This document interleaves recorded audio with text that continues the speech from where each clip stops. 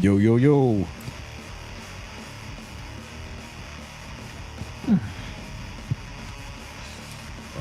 Need a new microphone arm. One's fucked.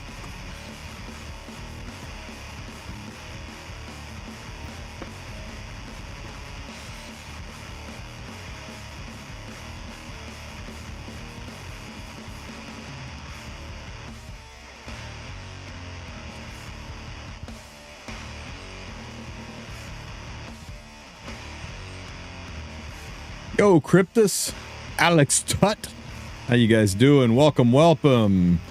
Hey, G-Bong, shop refresh, hell yeah.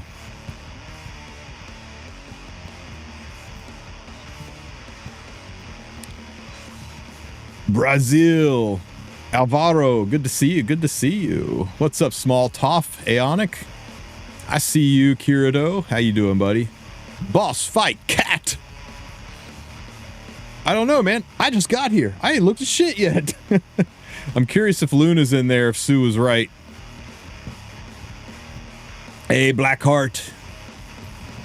Morning, morning. Gang's all here. Hang on, let me just do some maintenance stuff, and we'll go take a look at all the things. How am I doing today? I have had no complaints. What's up, Gold Scythe, Nayuda? Any ideas on what to do with the Dupe Dark Corvus? Imprint your Dark Corvus? Sorry, man. I can't think of a world where you'd ever need two of them. Yeah, Brave and Wolf, we just started. Hey, Player Lang. Morning, Goblin Slayer.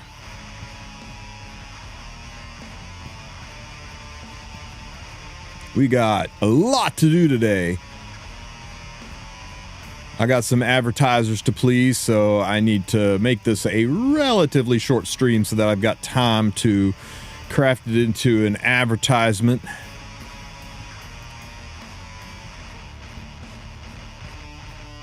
Maybe I'll start a Patreon so I don't have to do so many advertisements to pay for my gotcha addiction. What's up, Ren? Great. Tomorrow is going to be maintenance. Tonight is going to be maintenance. Maintenance in about 13 hours. Just about a little less than 13 hours will be in maintenance. Hello, Depressed Latte. Save. Good to see you. Hi, Mazzino. Russ the Master. I see you. How you doing, Ren? Welcome, welcome, Bellcock. It's good to see you, too. Haynes. All right, guys. World boss sufficiently put back into his cage. Vulcanet. Thank you for the sub, Vulcanet. Thank you for the 7 months. I appreciate you. Thank you so much for the support.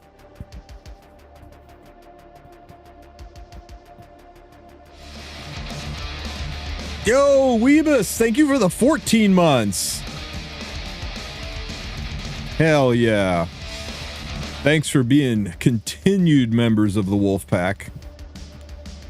I appreciate every one of you. Smogate knows we love Ahmed Strayscleave. Yes, yes we do. What was I doing? Let me see. I finished my expos. All done there. We're getting a 5-star artifact here. Ho, ho, ho! Hell yeah, let's go. Something good. Something actually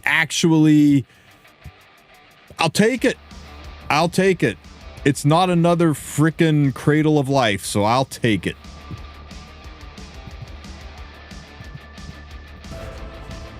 We'll watch that in a minute. Better than Iron Fan, yeah, especially since my Iron Fan is heckin' maxed out. Let's see, Spatio Temporal. There's no reason for me to keep 2 of these things, right? Nah, I don't think so. I think only 1 unit uses it. I'm going to go ahead and limit break. Especially with it being kind of a whale artifact.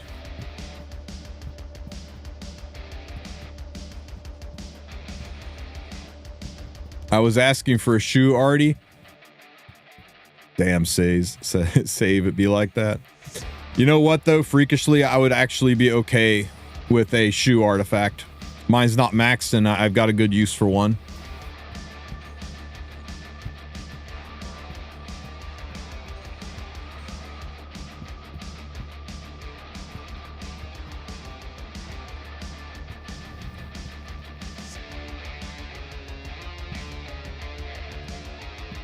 You guys want to see it? It's diabolical. Hit the wrong button.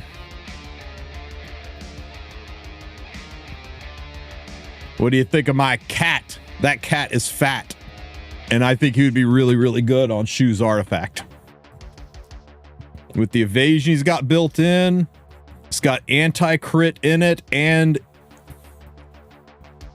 if he doesn't get crit with his anti-crit, and a miss counts as not a crit because misses can never crit, so it's like a double chance to not crit. He's got anti-crit and he's got evasion, so he's going to see it's like basically upgraded Durandal for him, I think. So I think it's kind of a good option for him, and this is one of your best options for stopping the Litica cleave that is running rampant right now.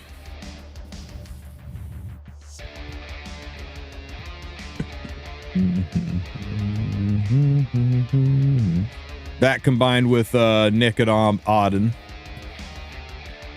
I've got about 5 Secret Art Storm Swords. I think I'll start maxing one. Yeah, I think I got 3, and I don't really feel a need for more of that artifact. Secret. Where are they all? 1, 2, 3.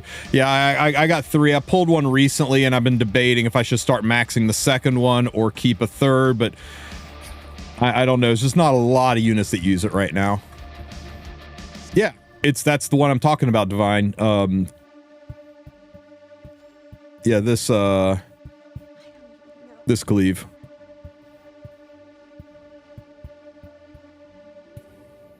Question, since I didn't complete any of the new elemental content due, should I have time to invest in that, or is it not worth? I mean, the rewards are decent, but don't get yourself all messed up chasing it, right?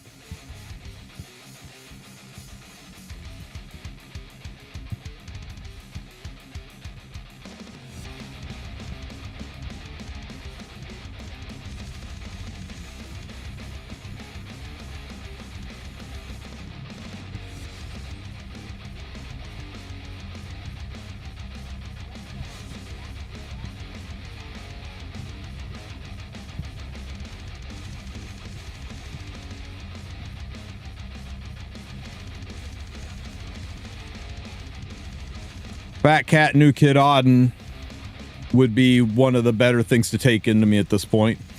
That's not bad either. That's kind of a pain in the ass. Greetings, Frederick. Yep, there's Naked Auden. We knew she was coming. No cap, I think strays right now. It's going to force him to tank down on this last hit instead of evasion up. Or ban it. This makes Witch of the Mirror rough. I don't like Witch so much. God damn, what's good here? This straight up kind of messed me up.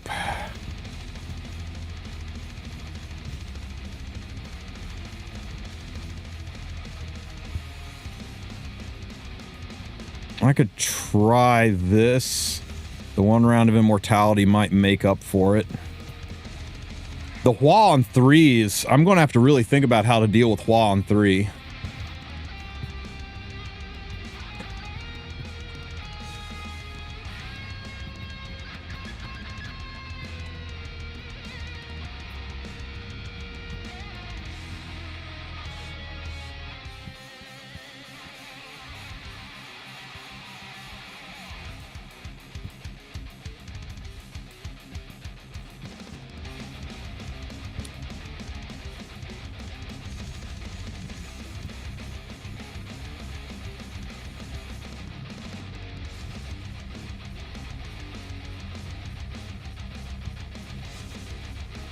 Might be cooked here, guys.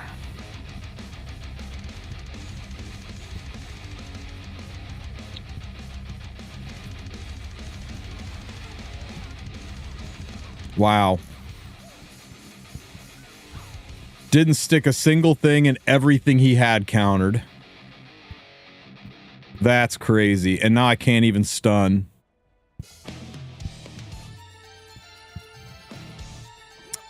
God damn it. And you know, the game has just decided he gets to win this round.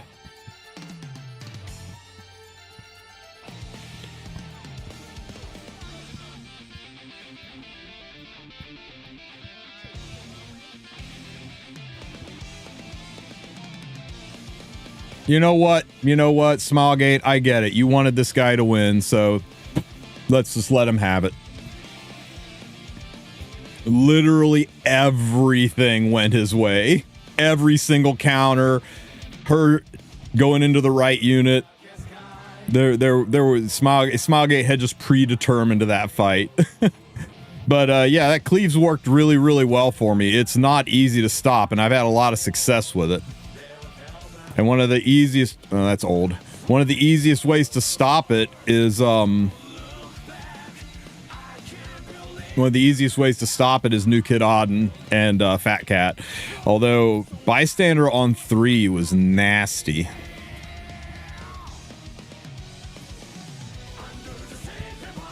What's the new exclusive equipment? I hear it's Sirmia and Koeric, the ML versions. Ooh, summons. Let's go. Oh, everything's coming up good today, guys. Everything's coming up good today. Should I pick Zeo or Dragon Bright Senior for Coin Shop? Zeo. There are other things that do what Dragon Bride does. There's nothing that does what Zeo does. It's not Shu. It's an artifact. It's not an artifact. It's still not Shu. Hey, Soul Weaver. Yay. Okay. Coins.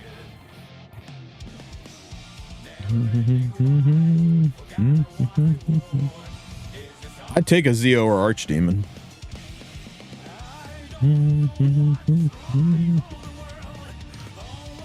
Oh, if you mean do you choose Zeo or Archdemon, then you choose Zeo. How is my Elena?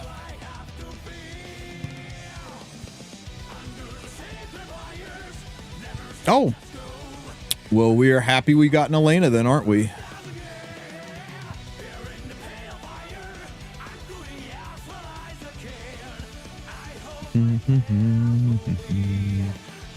Why does it always start you in the middle of the damn list when you go to transmit things?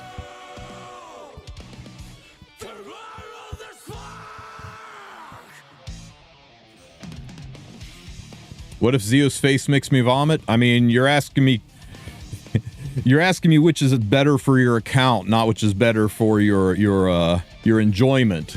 You always go with if you're thinking with the little head, you always pick which unit you like the most.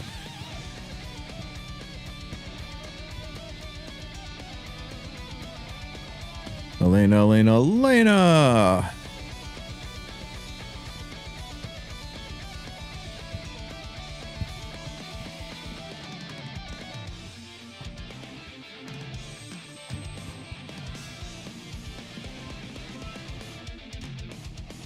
$198.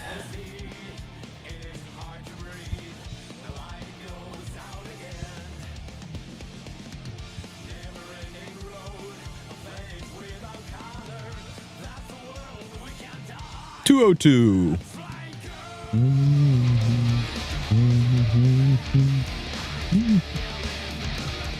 Double Helix 8. Thank you so much for the sub, buddy. I appreciate you, man. Thank you so much for the 2 months.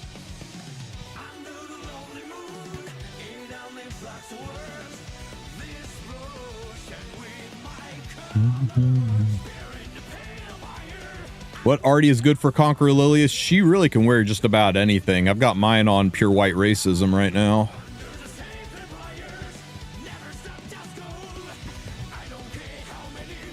some souls. Who cares about the critical hit damage? It's just the souls. But you can run her on a resistance artifact. You can run her on a, like Warhorn to boost damage. You could run her on, what's it called? Champion's Trophy to add stuns to her kit and give her more effectiveness. Champion's Trophy on her is diabolical, by the way. It's kind of nice. She has lots. Thoughts on Aram? Will she be used in RTA? I don't have gear for her at the minute, so she's been chilling on my bench. I think she's so good I pulled 2 of her. 2 of her? 3 of her. I think she's so good I pulled 3 of her. One so I could have her imprinted, and a 3rd one that I can use for PvE. I think she is busted good, and yeah, she'll be used in PvP. Nostalgic Music Box is okay. That was a popular one. Nostalgic Music Box is one of those, I have no idea what artifact to put on this person, so we'll put it. Is Ras the next Mystic Summon after the 3-week Spacer Summon, the rerun summon? He should be. Yeah, anybody that doesn't have Aram, if you have got the means, I highly recommend it. Hope you guys have been buying out your pet shop in anticipation of the new pet system that's coming. That's right, new pets.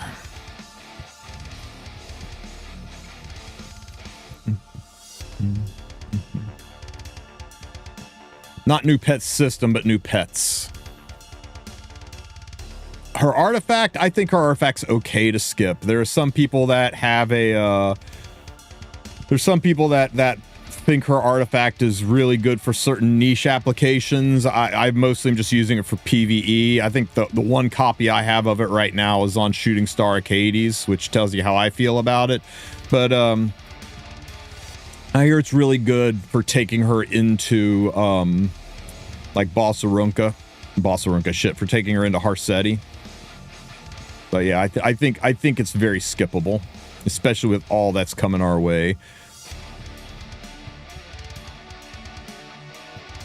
All right, speaking of all that's coming our way, let's take a minute to jump into these patch notes and see what is heading our way in Epic 7 next week after maintenance tonight. That's right, it is maintenance tonight, guys, so make sure you get your stuff done.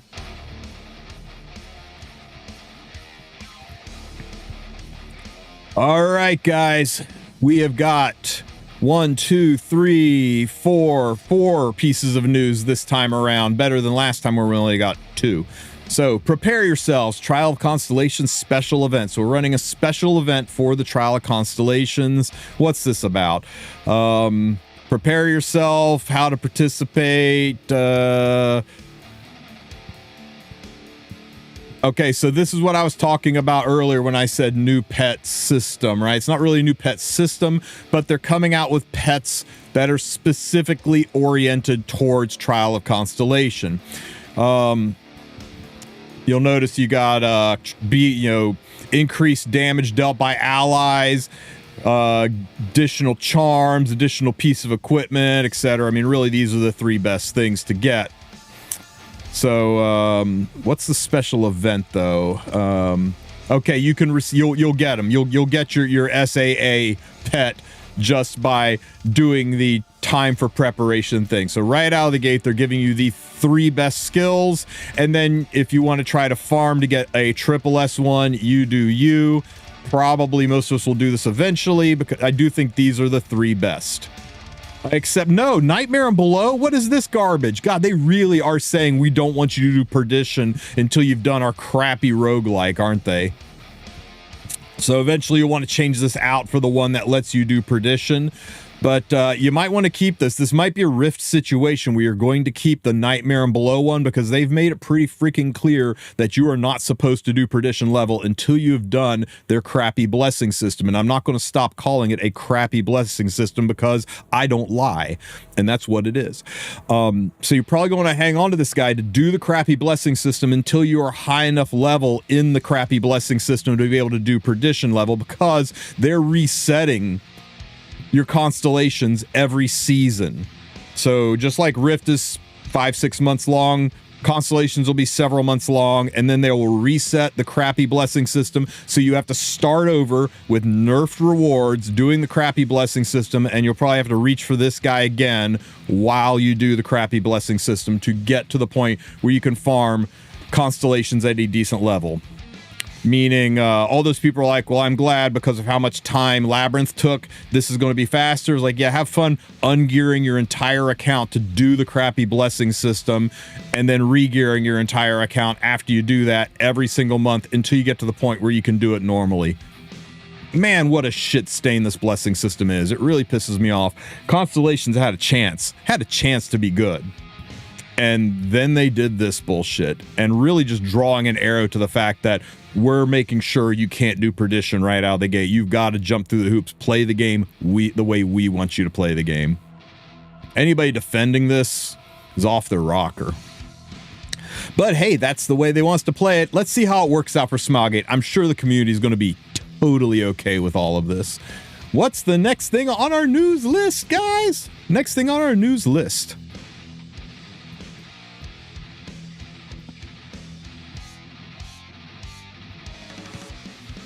Long dramatic pause here. This is where I'm going to do the insert for my advertisement to make sure you guys are getting special deals and stuff. Keeping the sponsors happy. All right. So let's talk about shoe and snow crystal drop rate up. Guys, I have a chance to get more shoes. More? Oh my god. I think more than anybody in the game of Epic 7, I'm going to be pulling on this banner because I'm kind of sad that I only have 17 shoes on my account. And that's an odd number. Who wants an odd number of shoes? All right. For real, those of you who don't have shoe, if she's adorable and you want her on your account, go ahead and pull for her, but she's got no use in the game whatsoever. Her only use in the game was in Nightmare Labyrinth. Right now, her only use is maybe you could put really good gear on her and stick her in the Constellation tree, and she could be your Ice Constellation unit, because she's got no other use in the game. There's some people that'll cope and say, no, for early RTA, she's really good. Yeah, you know what? If you got no other options, she can work. But yeah. Not worth pulling this unit. The artifact's kind of nice. It has some niche uses here and there, but not that big of a deal. You hard skip this one, guys. There's too many good things coming our way for you to waste your bookmarks on the rat. All right. Maintenance tonight, guys. So at 11 p.m. Eastern, 8 p.m. Pacific, the game will go down for several hours. You'll not be able to play the game. We will do a post-maintenance podcast like we usually do. Tonight we have special guests Valky and Car 6. That's right. We have the E7 World Cup commentators who will be on to talk about how the qualifiers went and their thoughts on what we're going to see in the actual E7 World Cup tonight. Also to talk about RTA ending. I hope that you guys will join us. I think it's going to be a hype and fun stream. Really good guests, and of course in my second chair will always will be I'm Sue to help bring it home. Let's talk about the meat and potatoes of this update though, right? The 731 update. So this is it, guys. This is the big news we've been waiting for. Let's see what's happening in Epic 7. You know what, let's just pause the music and let's jump into the video. And once again, I will say it. I hope Smilegate's watching, and I hope they listen to this part because this is important. Smilegate, whatever you're paying the guy who makes these thumbnails for you, it's not enough. Give that guy a raise. This is goated. I love the thumbnails. Every 2 weeks, I look forward to these because of how cool they are. The people, the back table, all sad. Holy crap. This is so good. This is so good. Okay, so let's jump into the update.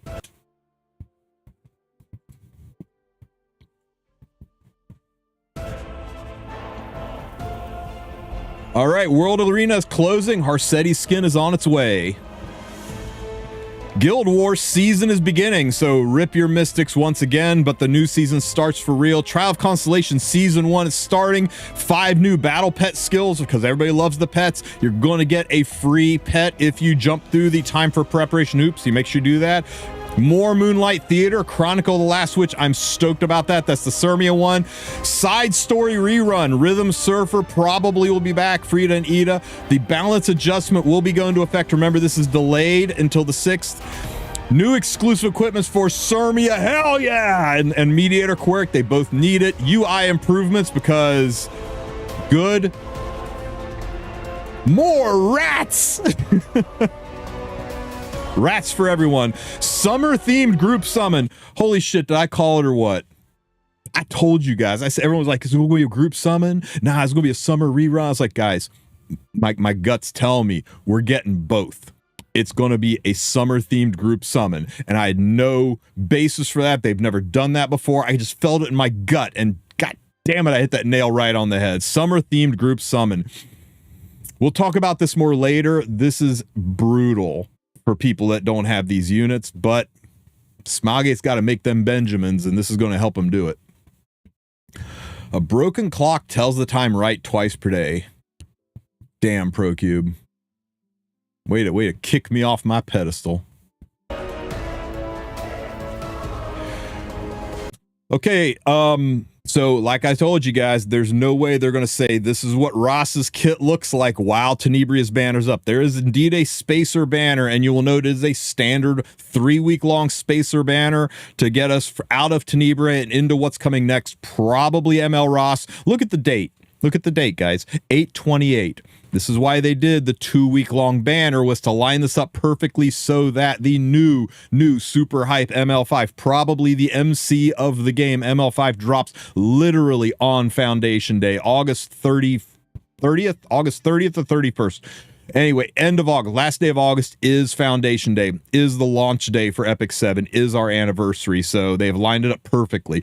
Now this banner, God, this banner looks stacked. Lionheart Sirmia, freshly buffed with a brand new EE. Spirit Iceline, one of the top S-tier units in the game. Briarwitch, Asarian, Lone Crest, and Bologna, though they aren't the double S-tier monstrosities they used to be, they are still A-tier, and this has got to be the most beautiful banner I think I've ever seen. They're driving up the hype with the new witch story. This is bait.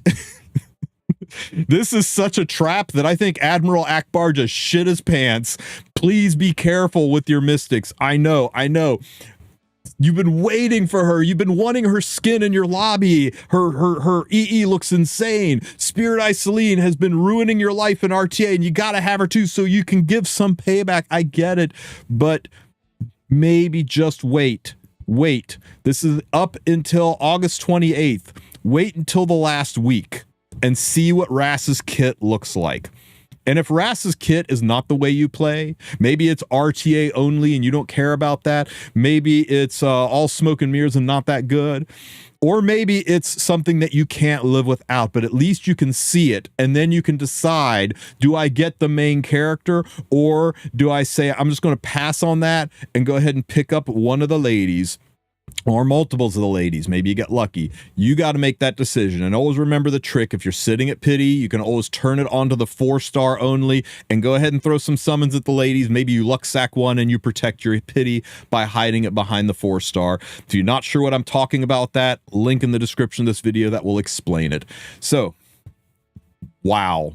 They really drove the bait hard with this one.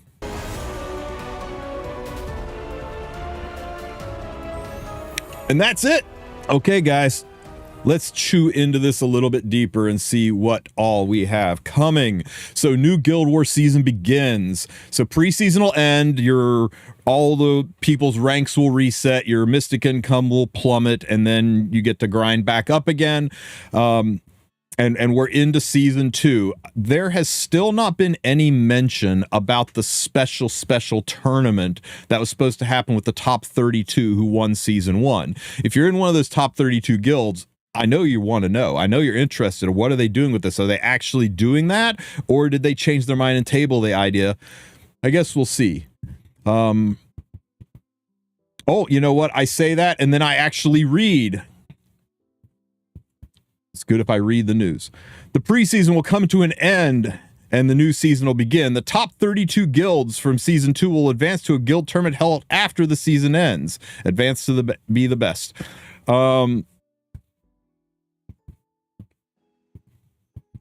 This is fine. Are they mentioning are they mentioning the tournament anywhere though? Season 1, reward distribution. In a world of frames, those are some frames. How is the white guild symbol going to look over the white star background, guys? What do you think? Think the white guild symbol is going to look good over this white background? It's kind of an odd choice. Hall of Fame season 1 will be opening top. You can read it. Guild War adjustments after the end of Guild War season 2. Top 32 guilds will advance the tournament. So what about Guild War season 1?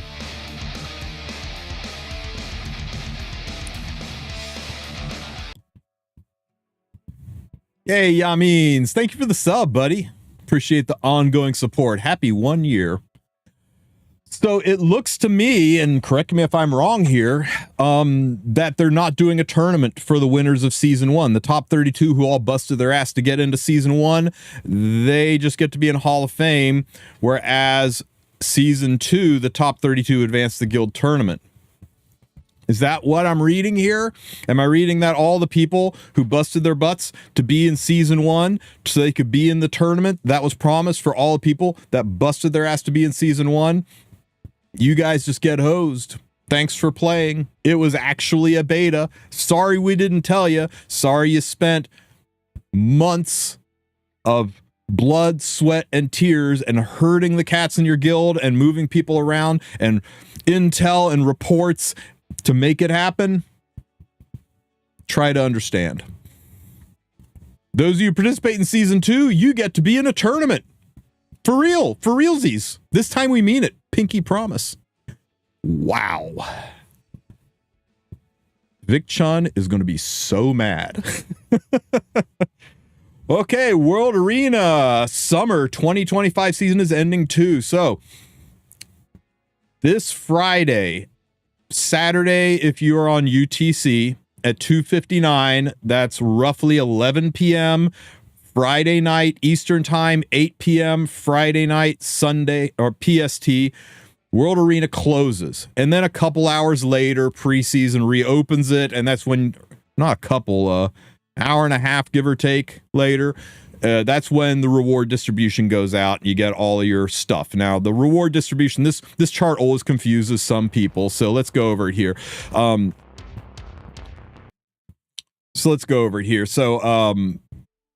Depending on what league you're in, as long as you are masters and above, you get the skin.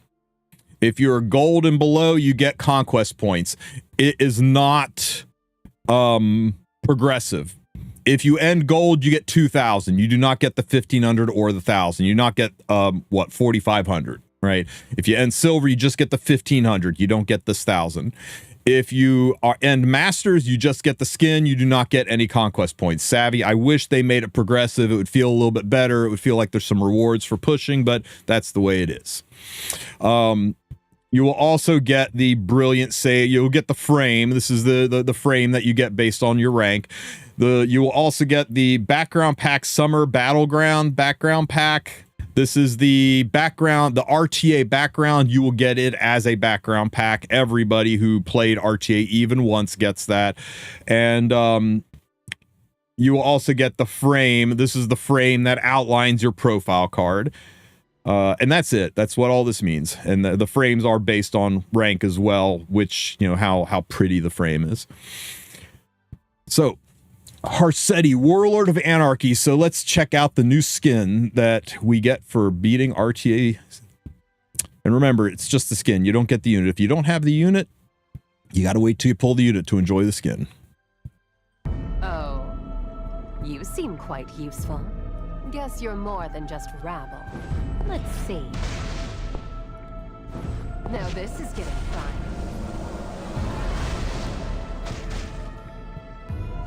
I'll commend you for trying. But it's far from enough. If you survive this, you should come fight for me.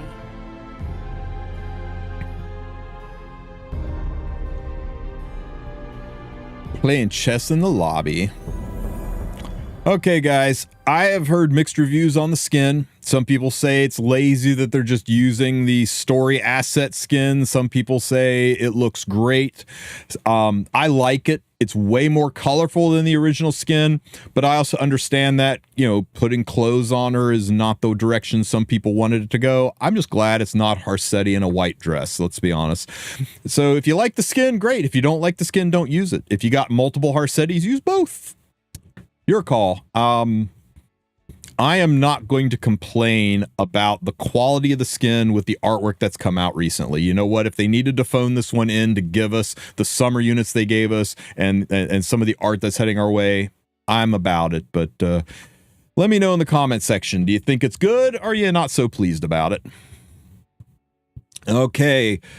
Hall of Fame players, top 3 RTA getting the Hall of Fame, profile cards, all of that good stuff. Okay, Trial of the Constellation Season 1 update. Hopefully this answers some questions about, do the beta seasons, anything carry over? What are they changing from the beta season? Do they listen to any complaints? Are they making things better?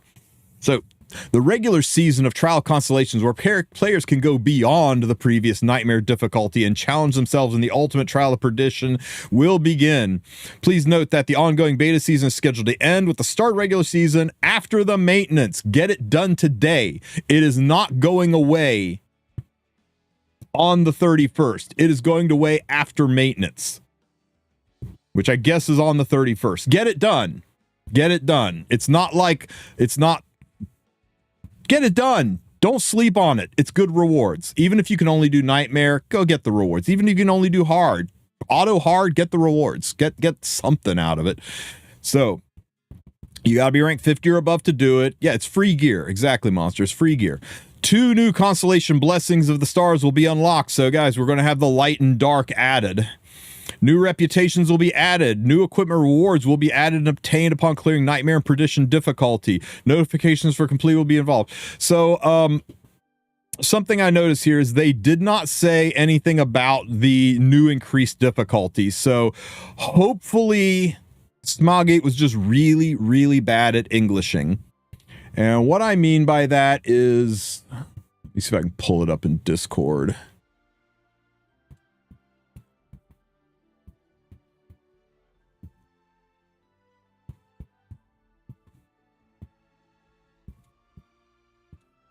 God damn it, computer. Stop it.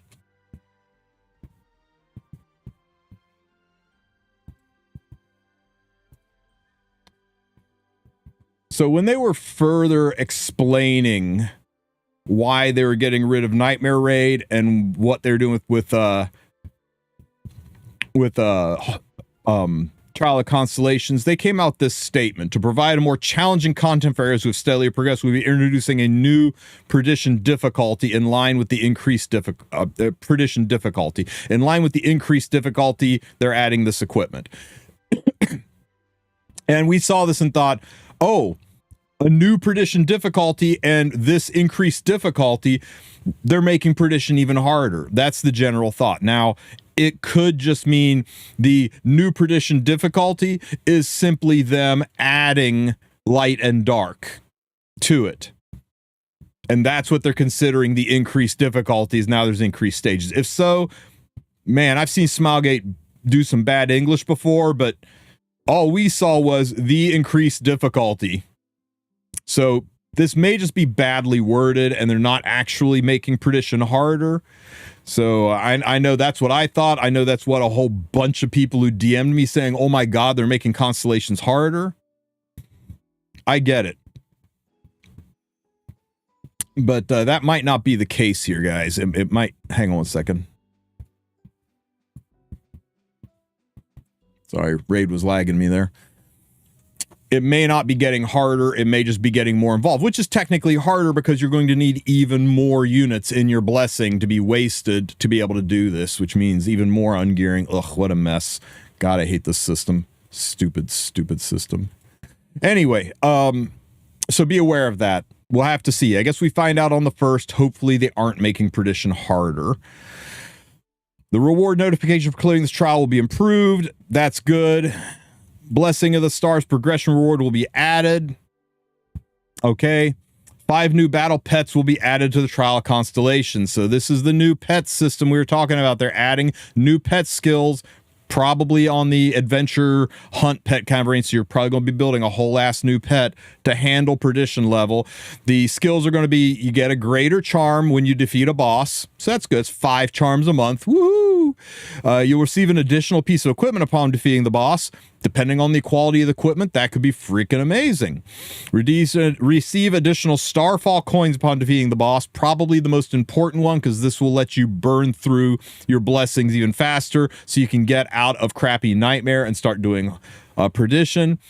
Increase the damage dealt by allies in normal, Nightmare and below. So probably be the first one you get, since it seems like they're going to be forcing you to do their crappy blessing system at Nightmare and below to build up their crappy blessing system to the point where you can get to perdition, and then you'll need a second pet that lets you do more damage on perdition level when you get up there. So yeah, get ready to build 2 pets.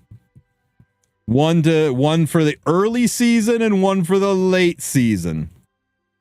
A message shown when attempting to transmit heroes assigned a constellation blessing stars will not be displayed, so you don't accidentally transmit out of the blessings. And an issue where clear history was not resetting each sort of time fix and UI elements. Great. The Trial of Constellation is season-based PvE. It consists of 5 total constellations and 4 difficulty levels, and you must do them in order. We're insisting on it. Each constellation requires a team of heroes with specific elements. Depending on difficulty level, you must place a minimum number of heroes in each given element. Hopefully they've adjusted this, because right now, not only is the blessing system trash, but how it measures the quality of a hero is also trash. It's not, is it well built? Is it maxed out? It's, does it have the best possible gear on it in whatever random combination you need to get the best possible gear? Hate it. The Trial of Constellation does not grant XP, hero state. Yeah, I mean, nothing that would ever make you want to farm this, which is fair, because it doesn't. I mean, who cares? You really do it? You really going to friendship farm in Constellation? Anyway, each constellation requires a team of heroes with specific elements. Their condition is not met, the battle will not begin. You can't just stick Fene in there. You got to stick Fene and 3 other units, is what we're basically saying. Players must place a minimum number of heroes in the given elements. Yeah. It's what you just said in the first sentence. You can bring along guardian and pets, but supporters cannot participate. You can't ask a friend for help. There you go. This is the team that nobody is using to fight this boss. When constellation energy value changes, when constellation energy is 100%, yeah, great.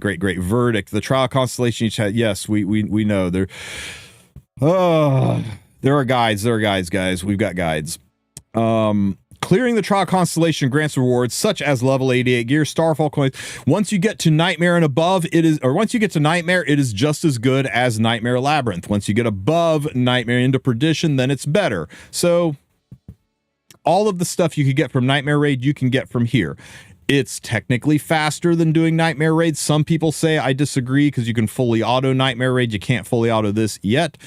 My biggest issue with this is you have to do absolutely gutter trash, stupid combinations of gear to get your constellation system to react properly, which means you're going to have to ungear your best heroes to gear poorly other heroes to get your constellations done, so you can do this every month, and then you got to go and put that gear back. And since Epic 7 has decided to not do savable gear loadouts, that's going to take time. Everyone's like, I think this is faster. It's like, yeah, the fight might be faster.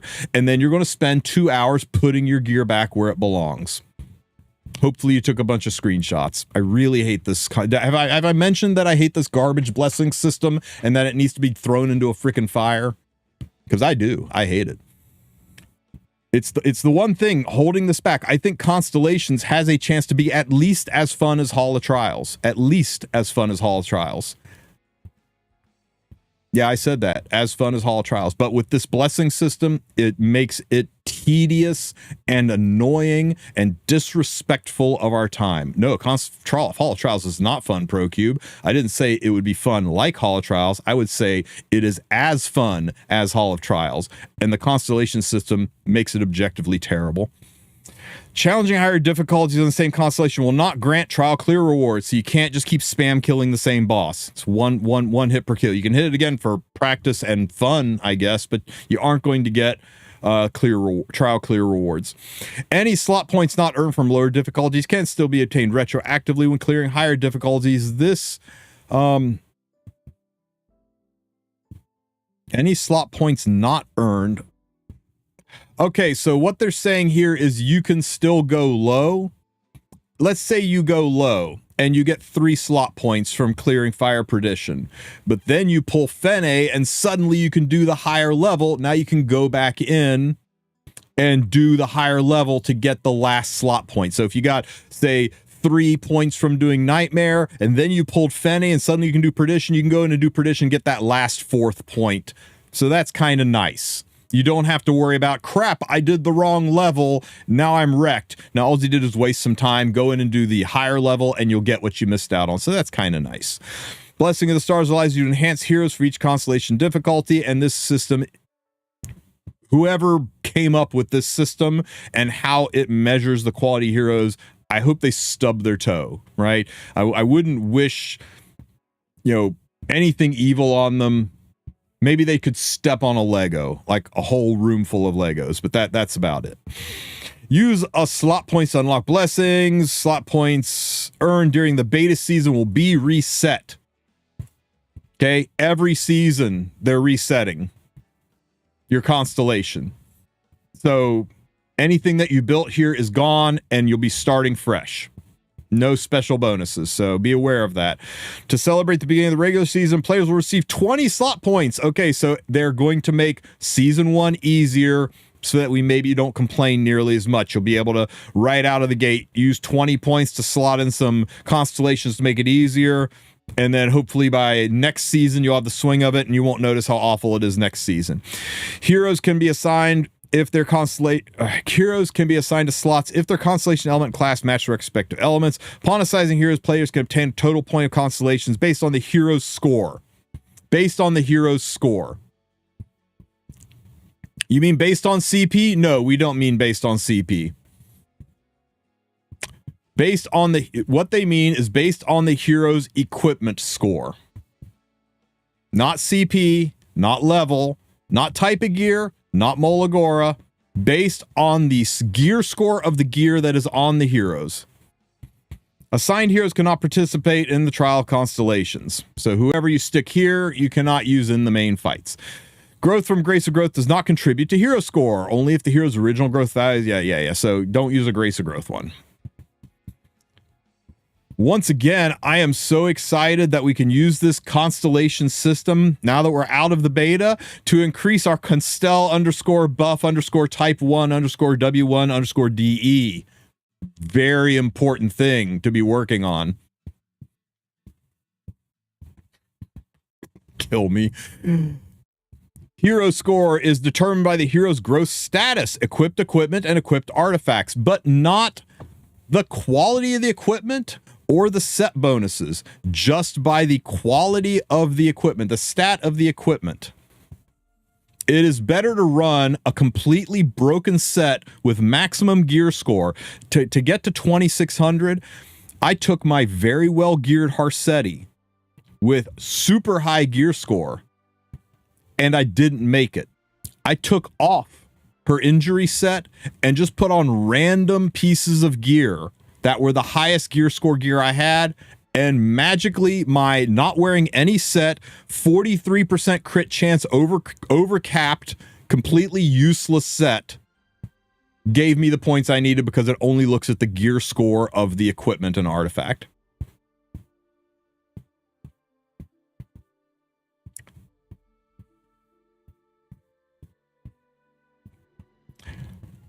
And yes, also looks at hero growth stats. You better use a Max Molid, Max Awaken unit too if you want to get all those bonuses. It's very punitive. Take your best gear off of your units and randomly slap it onto your other best built units, effectively meaning you can never use these units in any other aspect of the game while you're doing this.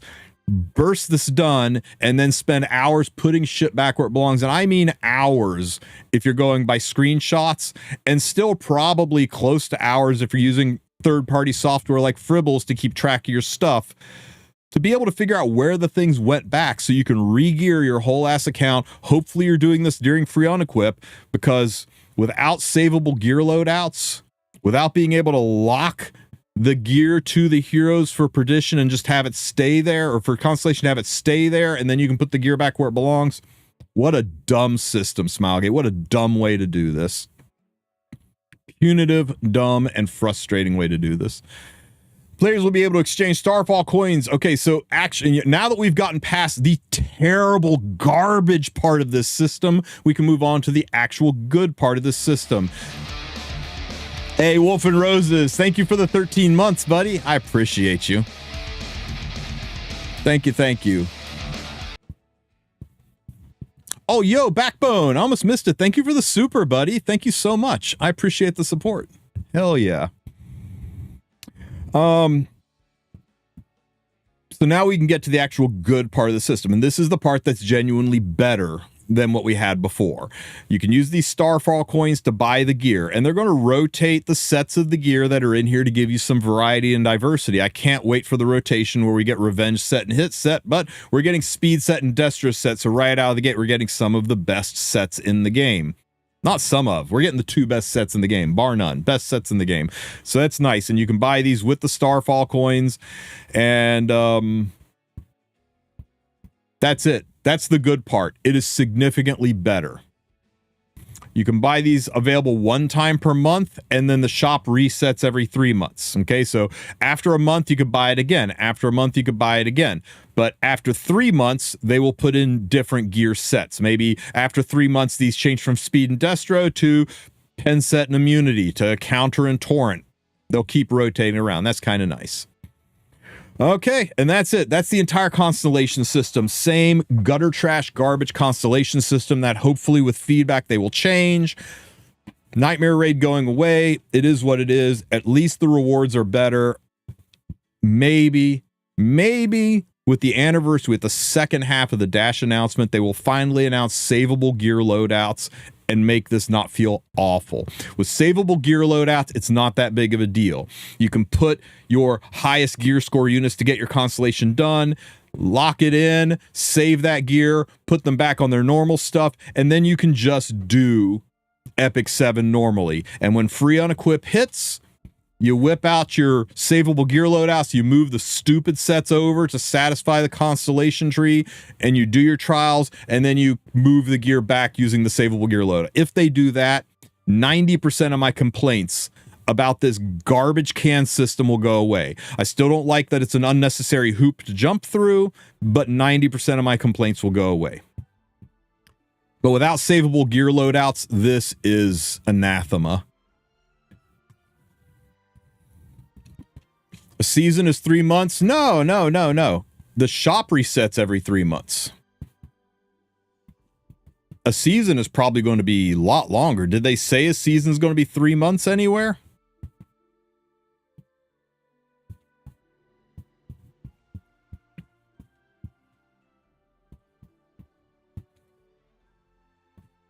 Dude, it's from August until March. That's what? September, October, November, December, January, February, March. It's a well, from first to first, it's a 6 month season. 6 month season. So every 3 months, this is going to change. And every 6 months, this is going to reset back to 0.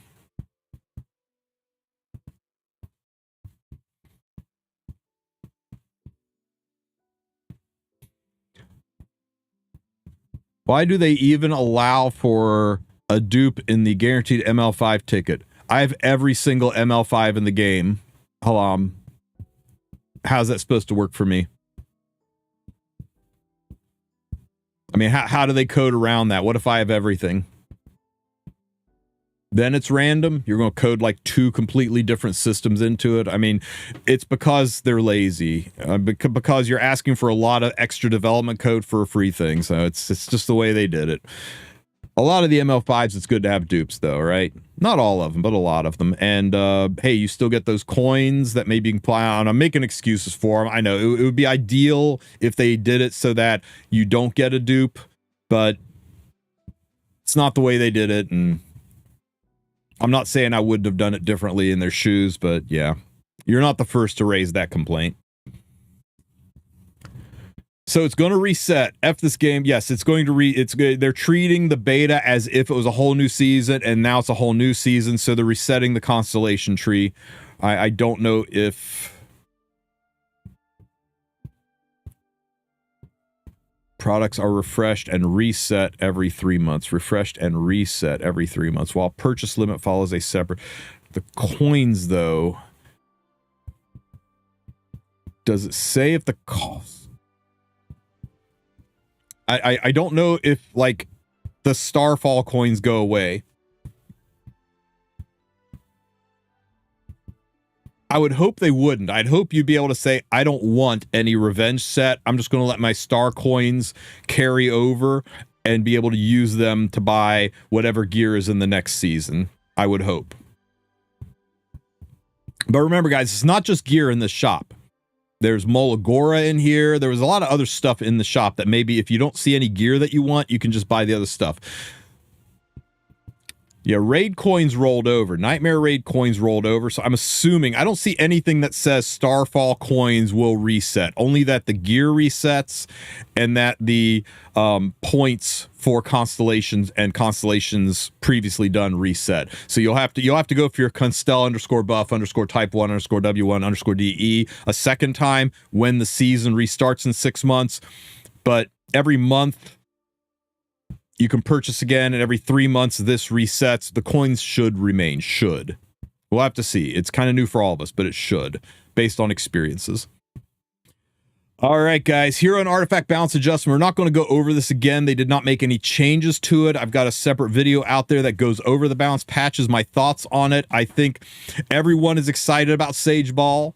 It really depends on how much damage he does. Everyone's excited about Specimen Says. I think he's going to be really good. Everyone's excited about Conqueror Lilius, mostly because of Hua Young. I think she'll be really good. The people that think everybody is, I mean, Lionheart, especially, I think she's getting an EE here in a minute. That's really good. Everyone's all excited about the top four, right? The big four. And that's all well and good. I think people are sleeping on Festive Ida.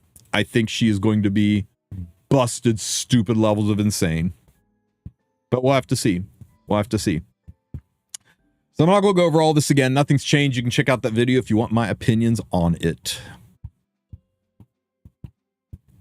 All right. New exclusive equipment. Surprise! Lionheart Sermia is getting an EE, guys. And Mediator Queric. Let's go.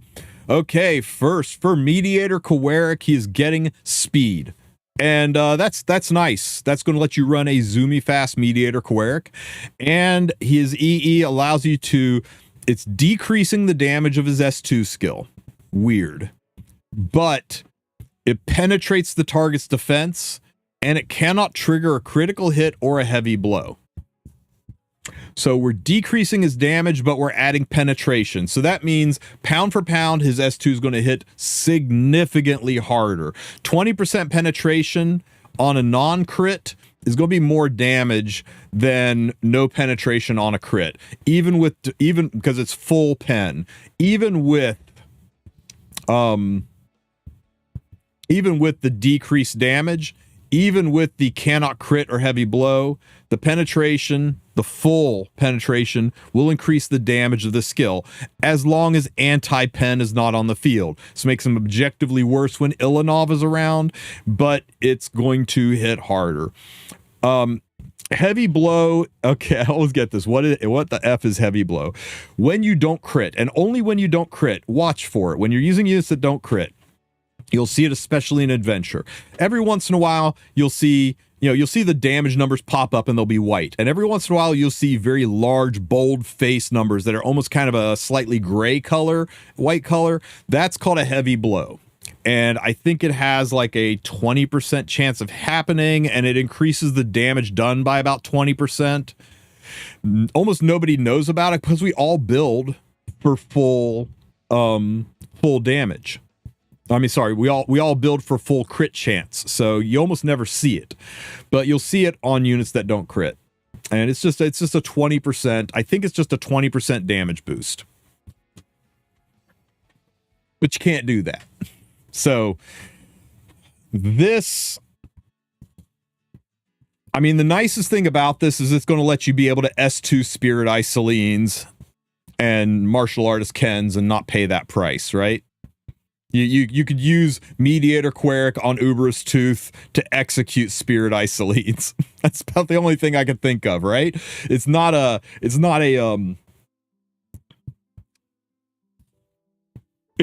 big of a deal, I don't think. I don't know. If the damage was based on his HP, then you could be like, oh, okay, they just wanted to make him a better Laia. But those of you who are out there building damage Mediator Querics, this feels really weird, right? Why do you want 350 crit damage on Mediator Queric when one of his skills, one of his 2 offensive skills, no longer crits? So I don't know.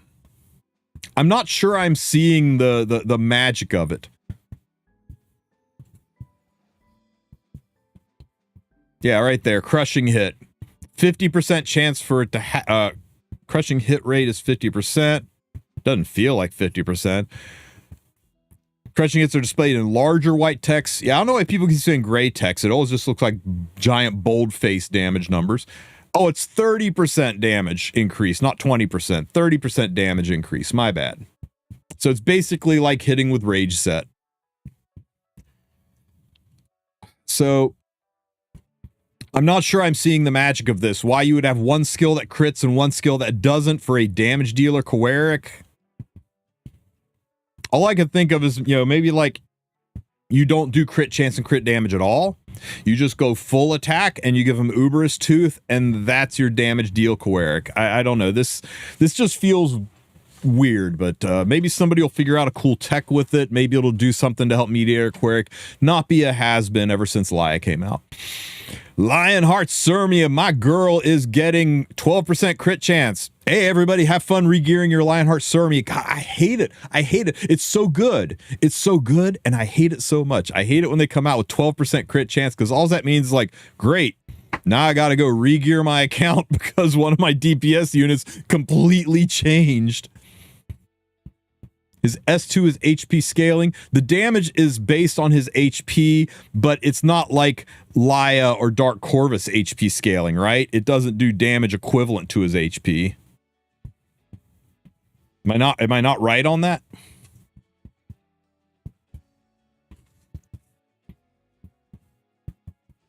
It's not Dark Corvus's S3. Let me look. Hang on.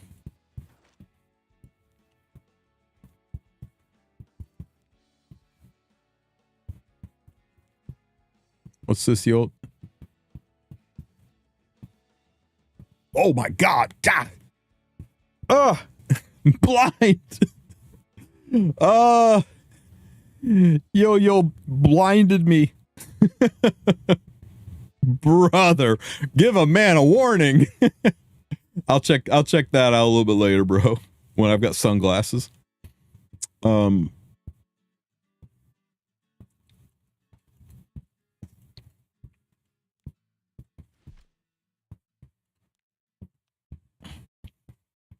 Damage dealt increases okay, the damage increases proportional to his health. The damage is not based on his health. No problem, buddy. The damage is not based on his health. It increases proportional to his health. This is just like any other HP scaler in the game. Lilius says damage increases proportional to her health. Her S1 isn't a Dark Corvus or a Laia or a Sage Ball kind of damage based on health. It's... Oh, I see what you guys are saying, though. If this scales based on his health, why are you putting Uberus Tooth and maxing out his attack? Brother, this is so weird.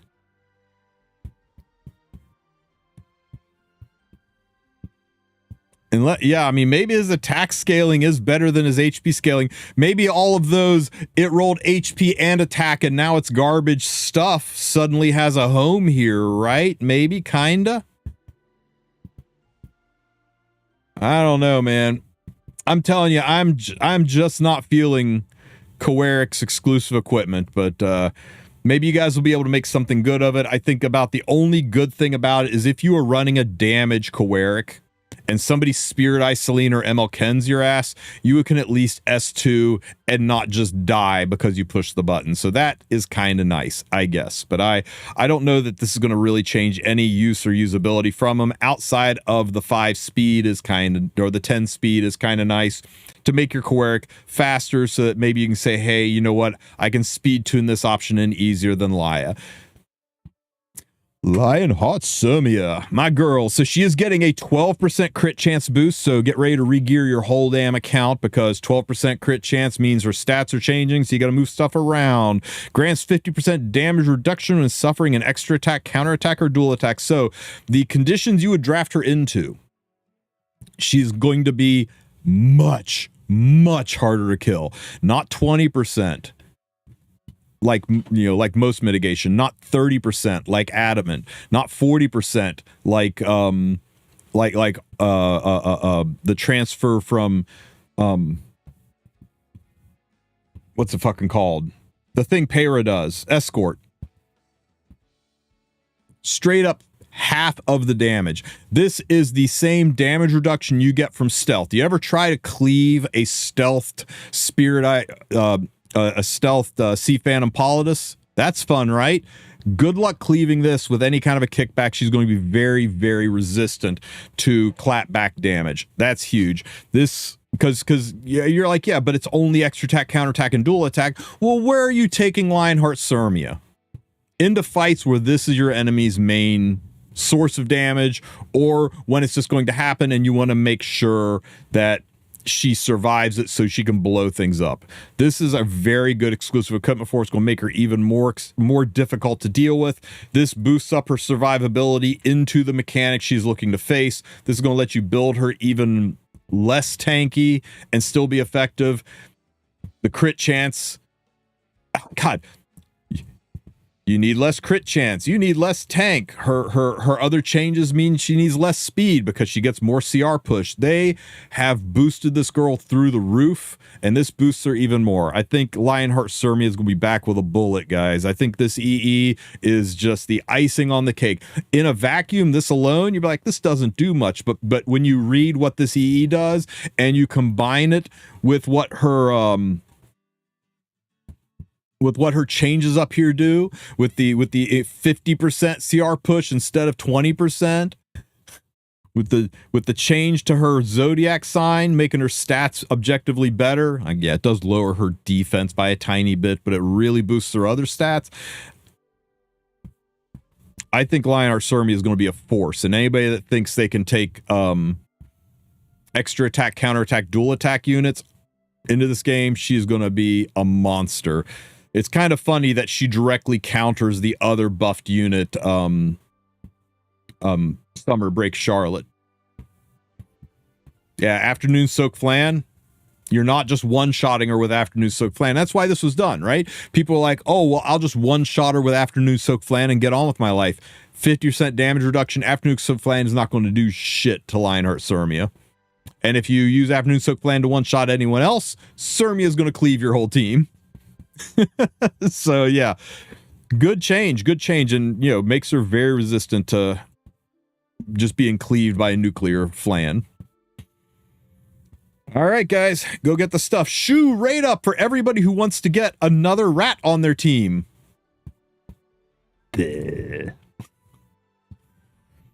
Okay, Hall of Trials boss rotation. God damn, I haven't done this yet. We need to do Hall of Trials. Abyssal Euphene will be coming out on the 4th. Let's go. Expedition sweep update. Finally, sweeps will be added.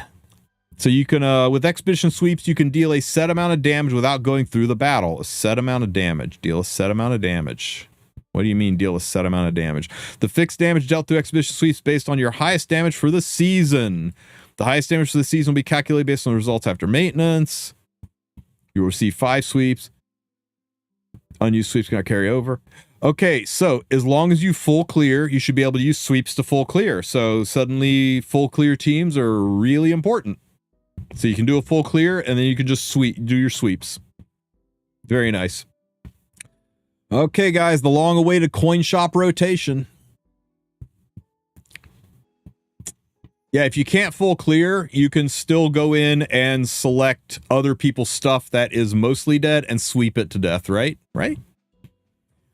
Coin shop rotation. Everybody always asks, when are we going to find out? When are we going to find out? You always find out the day of, man. You always find out the day of. But hey, you at least have about 12 hours to figure it out. Who is coming up? Nakwa, Alencia, and Tehu asked. Nobody uses these to buy units anyway. The Galaxy Coin Shop is Silverblade Aramentha, Archdemon Shadow, and Conqueror Lilius. So now you got some decisions to make, don't you? How good is the Conqueror Lilius buffs going to be? How important is Archdemon Shadow to you? Do you like what you're seeing out of Silverblade Aramentha? These are all really, really good. Yeah, no Ilanov, no Luna. Told you, they don't always follow the last out first in policy. They've skipped units like this before, but this is a very good and solid rotation. These are 3 usable units. Well, these are 2 usable units and 1 who is getting a buff and might become usable. So if you're trying to decide, do you pick up Zeo? Do you pick up Specimen Says? Do you pick up whoever the 3rd unit is that I can't even remember who it is? Yeah, I don't know. You got to make that decision on your own. I think it's Dragon Bride. Dragon Bride is very good. Dragon Bride is on par with Archdemon Shadow and Silverblade. Maybe a little behind Silverblade. Says, we don't know. He's getting a buff, so maybe, but it's hard to say. You're rolling the dice. Zeo, I think, is a must-have unit, and if you don't have Zeo, you get a Zeo above all 6 of these units. But maybe you hate Zeo. Then don't get them. Maybe if you're a waifu only player, then you definitely don't get them.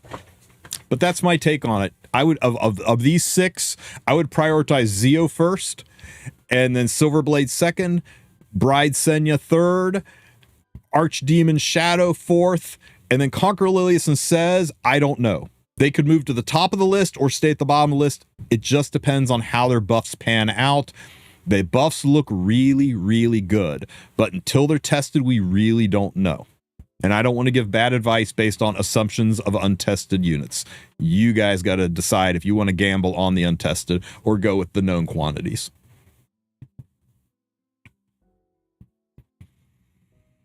Okay, other improvements and adjustments. Rift Challenge Pack available for purchase. Okay, so we knew this was coming. Those of you who did not get Robin, now is your chance at the worst time possible. The Rift Challenge Pack, you draw this traditionally costs $10. For $10, you'll get 30 covenants, a bunch of useless catalyst chests, and you will get the ability to create a Robin banner. This does not give you Robin. I repeat, you do not buy Robin for $10. You buy her banner. Once you buy this, her banner activates, and you have 2 weeks to summon for Robin. And if you go to pity to get her, you go to pity. If you luck tap her in one pull, grats on you, but do not spend $10 on this if you do not have 605 bookmarks, because you're just creating a banner, and the worst thing I could think of would be to spend $10 on some catalyst chests and a fistful of bookmarks and not be able to get Robin because you did it at a time when you don't have 600 bookmarks to guarantee pity. And you only do this if you're desperate for Robin. She is the way to farm Rift. I'll be straight with you. With everything that's happening during Anniversary, with all the limiteds that are going on, I would hard skip this and just farm hunts before I would waste my resources chasing Robin just to be able to do Rift for a few more months. But if you really want to do Rift, if you've seen 1 or 2 people Robin cleave and that looks attractive to you and you want to get her, go for it. Just be aware of what you're buying here. A hero skin, Pirate Captain Flan Sea Witch will be added to the shop. That will happen after RTA season closes. You'll be able to buy whoever the skin was 2 seasons ago, drops into the shop. When entering a story, Moonlight Theater section will not apply. Okay, this UI changes, recommended content tags, 2-track Constellation background music tracks. Great. E7WC OST Starborn will be added to the music player. To my new comrades out there, colleagues and compatriots who are streaming Epic 7, be aware that this music is copyrighted, and if you play it while you're on stream, you will get demonetized. They won't hit you with a copyright strike, they will hit you with monetary sharing, which means you'll be giving 90% of your income away to the copyright holder, so just be careful when streaming anything that has the letters OST in front of it that's in the in-game music player. It is not free use. The maximum number of Expedition wanted posters you can hold will increase from 5 to 10. Hell yeah! Especially with sweeps. That's really good. A new feature will be added. I love that. You know, sometimes there's little nuggets of awesome in these other sections. I love it. A new feature will be added to the simple selection exclude equipment with speed substat, where equipment's below. Say it. God damn it. Where equipment's below the indicated speed for each. Why not main stat? Why not exclude with speed substat and main stat? This is nice. It lets us say, I don't want to see one speeders. I don't want to see one speeders. That's great. So close. So close. So close to making this perfect. God damn it, Smilegate. Got me all excited and you let me down. So what I'm complaining about is under simple selection, when you go in here and you want to sort through your gear, a lot of people, when they click over here, it says auto select, and this is nice, I guess. You can set it to specific things that you want to sell and stuff, but if you change it to simple selection, if you change it to simple selection, you can set the gear score you want to keep. I think if you're a new player, you set it 24. If you've been playing for like 6 months and have maybe 500 pieces of gear, you set 26. And if you've got over 1,000 pieces of maxed out gear, you set it to 28. Then you can exclude with substats. And what this does now is when you hit the button is it'll highlight everything that is below 28 gear score to be sold unless it has a speed substat. You notice it kept this 21 speeds or 21 gear score piece of garbage, but that's because it has a speed substat in it. And this lets you sell all of the trash, but keep your speed checks. And even if it doesn't have a speed substat, it's over 28 gear score, it keeps it so you can roll the good stuff. It's a really good way to sift through your inventory, and a lot of people don't know about this, and everybody should use it. A new feature will be added under simple section that allows players to auto select accessories and boots with integrate. Nice. Wonder why they said accessories and boots.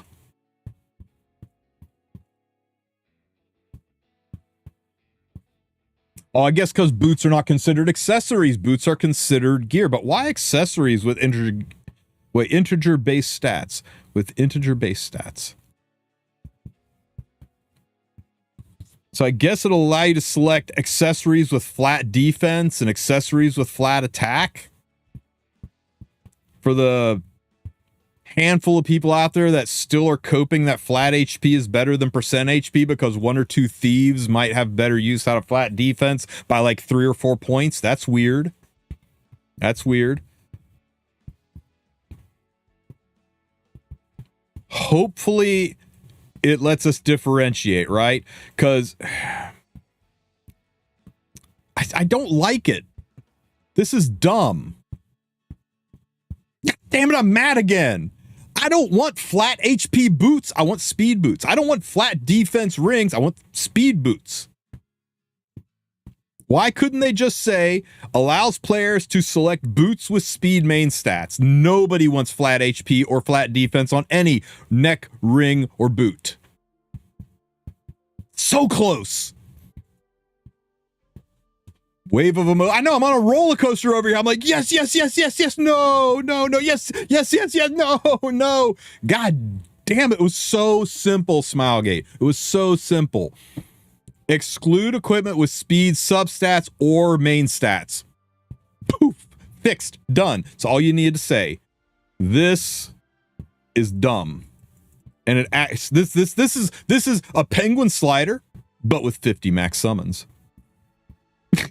It's like, why? Why did you overcomplicate it and make it worse? Fine.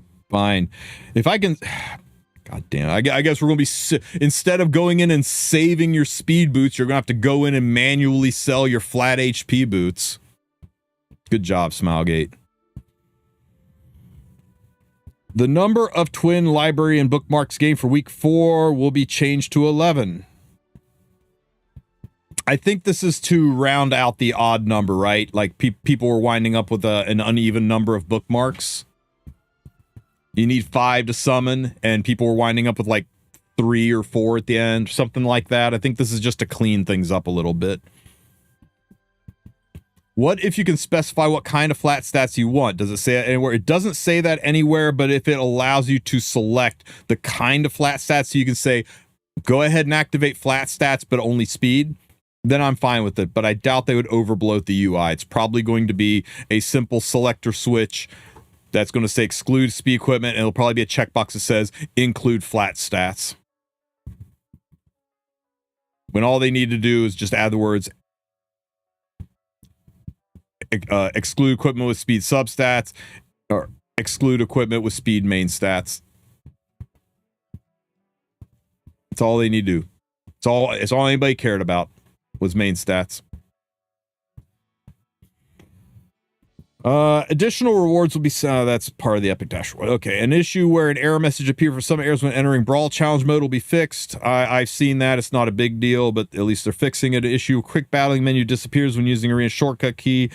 Okay, great. Bug fixes. Arrange select all feature will be added to the crafting succession screen. Good. Certain UI text will be fixed. Okay. Some really, really good stuff. They almost touched greatness and then Smilegated all over it stuff.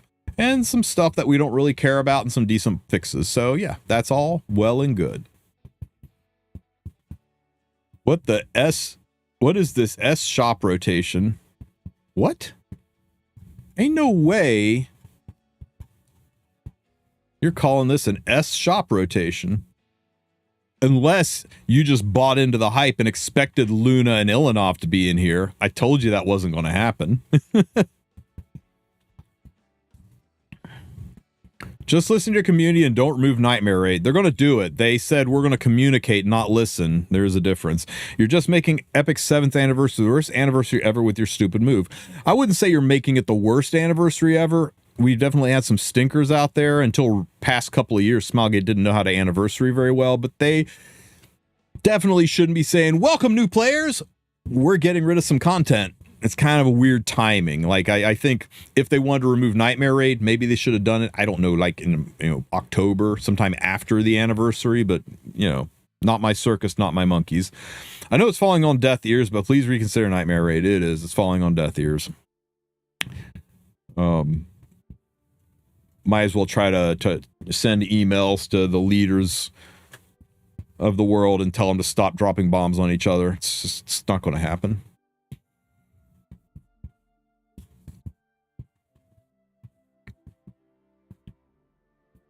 What the fuck not keeping following the release as you need to use on coin shops? Why the fuck not keeping following the release as you use to on coin shop? Following the release as you need use to on coin. I get what he's doing. I get what Mosey is brilliant. He is talking. He is talking in Smilegateese. This sentence makes sense to Smilegate. This is their kind of sentence.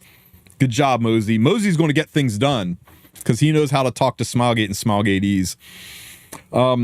Yeah, I think what he's saying here is, why don't we get to keep the Constellation stuff between season? Because they want us to engage with their crappy roguelike. They think it's fun. And we'll see how that works out for them.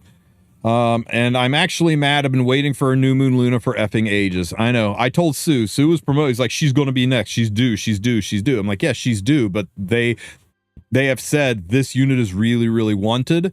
So we're going to stall that for a little bit. They really want to engender the FOMO. So they make it pretty clear that if the unit is really heckin' good, aka Ross, you need to pull it because it's probably going to be way more than a year before it comes out. All right, guys. Is there anything else? I feel like there was something else. Was there anything else we're missing? Yeah, Landy was 15 months. I think Zio was 15 months.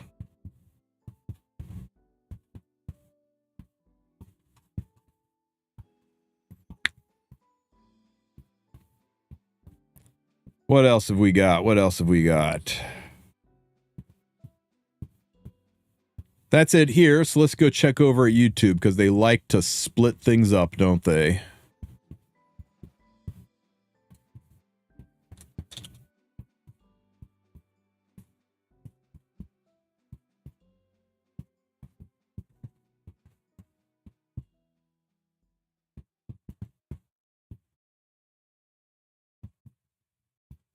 Where is it?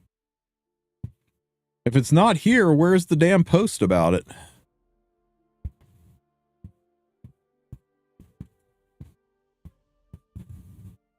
Is it time? Is this it? I'm not even gonna say it, man. I'm even gonna say it. I'm not even gonna say it, Joe. People get so mad at me. People get so mad at me.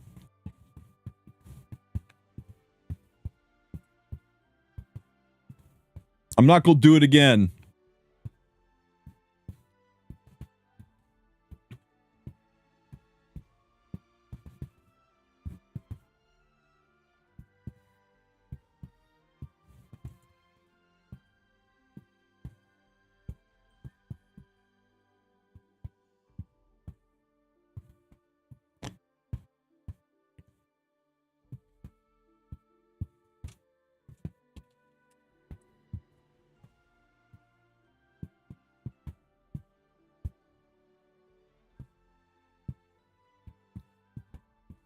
Where is the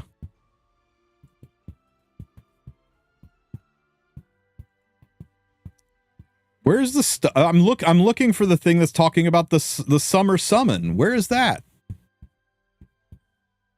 Is there really no post about it?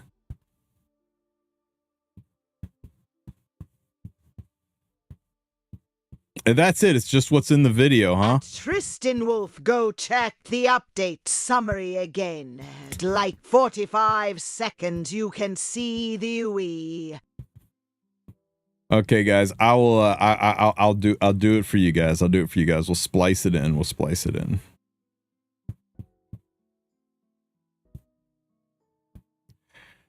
Now, before we go back to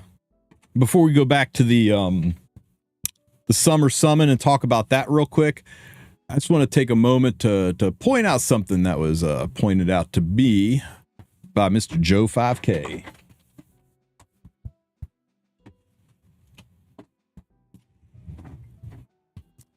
Because when we go and look at this video right here, I will stand atop the heavens. Now, what could that possibly mean? Could it be? Well, I'll let you guys figure that one out. My hat.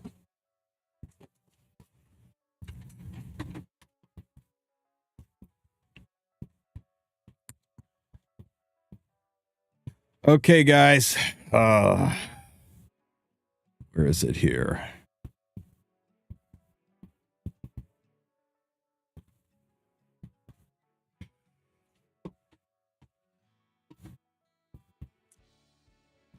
All right, guys. I wish I wasn't right about this because this is brutal. So they're doing a summer-themed group summon. So for those of you who have not been around for group summons, this is how it works. You will be able to select 3 and only 3 past summer units. Frida, Ida, Summer Lulica, Lethe, Summer Charlotte, Seaside Bologna, Summer Assaria, all of the summer units from all the past summer events, and create a special custom banner that's got those 3 units on it. Flan is not a summer unit. Afternoon Soak Flan will not be included because Afternoon Soak Flan is not a summer unit. She came out in November.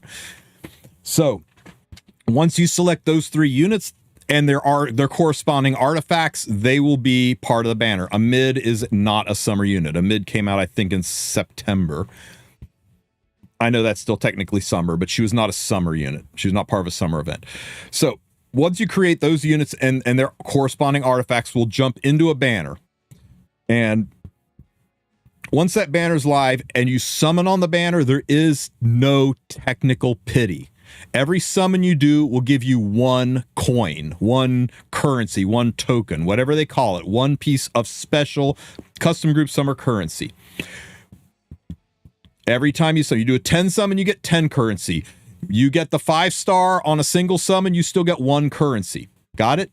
And then once you got all of the currency together, once you have 100 of that currency, you can go to the special currency shop and buy any artifact you want from those 3 units. Once you get 120 currency, you can buy any one of those 3 units from the shop. So here is the theory. I'm lucky and I'm just going to go hard on this and I'm going to do 120 summons. And on the way to 120 summons, I will get my Frida and I will get my Ida, and then I will use my 120 coins to buy Summer Break Charlotte. That's the dream. The reality is you go all the way to 120 summons, you don't get a damn thing, and you can buy the 1 unit you like. Now, theoretically, if you're a whale, this means you get all 3 of them. You just got to go to 120 summons 3 times. And then you got to go to 100 summons 3 times if you want all 3 of their artifacts as well. Now, pro tip, if you do 1 single summon, and I do recommend you do 1 single summon, because if you do 1 single summon, it activates the banner. It locks in your selections. Until you do that 1 single summon, the selections aren't locked in and you can change them around if you change your mind. But once you do that 1 single summon, you're locked in on your selections. And once you're locked in on the selections, the artifacts go to the powder shop. So if you've got a ton of powder and you want to buy, I don't know, another one of Ida's artifacts, for example, or Summertime Assaria's artifacts. I think a lot of people might be chasing Summertime Assaria's artifacts who like running Pirate Captain Flan. You can lock in, lock in Summertime Assaria, do 1 single bookmark, or 5 bookmarks, 1 single summon. That will add the artifacts to the powder shop, and then you can go and buy the artifact with powder. So that you can do. But you have to actually do a summon to lock in the units, because otherwise people will just be like, I'll put Ida in, buy her artifact. Now I'll switch it to Assaria. Now I'll buy the artifact. Now I'll switch it to Frida and buy the artifact. They don't want you to do that. You need to do a single summon to lock in your 3 choices. And that's the only trick to that. Also, if you are only chasing the 1 unit and you do like 20 summons and you get the you want, you're done. Well, that's great. You don't have to use that special currency, those 20 coins. You don't have to summon 100 more or feel like it's wasted. You can use those 20 currency, and there'll be other things to buy. There'll be leafs, there'll be charms, there'll be Molagora, things like that. So anyway, that is the list of the units. Seaside Bologna, Summertime Assaria, Lethe, Lulica, Summer Break Charlotte, Frida, and Ida. I believe that's it. I'm not missing anybody, right?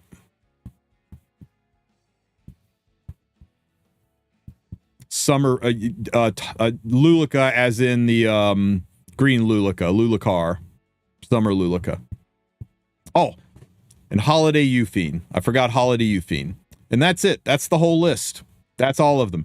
Afternoon Soak Flan is not a summer unit. Amid is not a summer unit. Galilius is not a summer unit. It's not a limited summon. It is a summer themed summon. So unless they change it and they deviate off what summer themed means, it's just summer unit, just the summer units for this.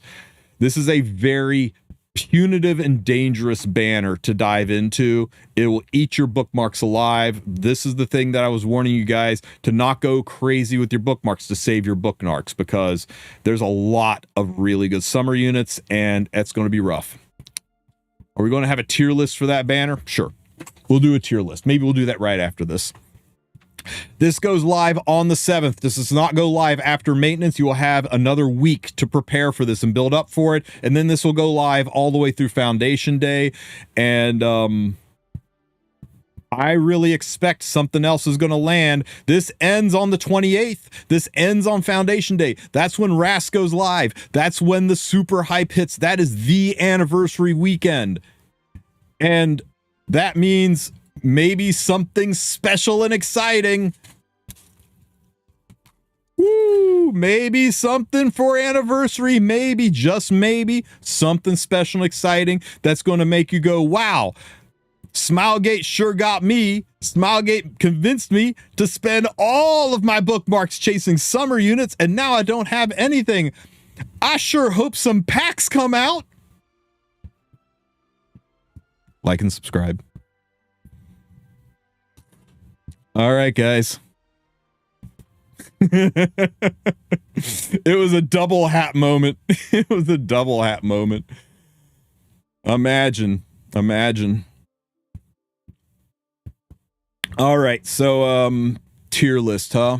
Tier list. Cecilia Bot. Shrink this down to a usable size.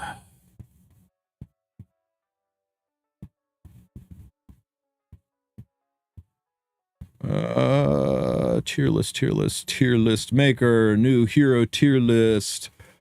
That is the perfect emote for this.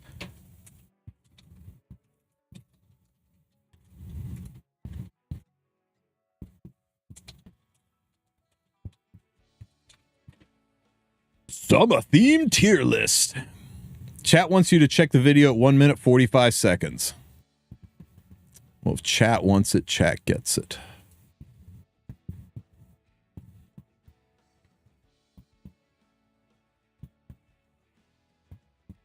Oh, 45 seconds.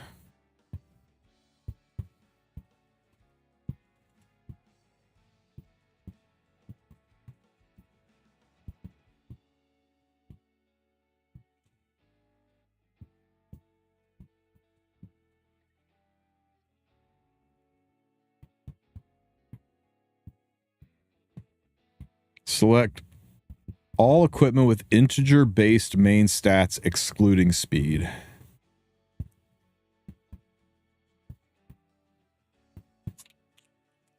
I'm back! My roller coaster's over! My roller coaster's over! It was hidden right here the whole time! I take it all back, Smilegate. You guys are awesome. You make things better. This is it. You know, I was a little bit harsh on the penguin slider, and deservedly, the penguin slider is kind of ass. But you know what? I love you guys. You're the best.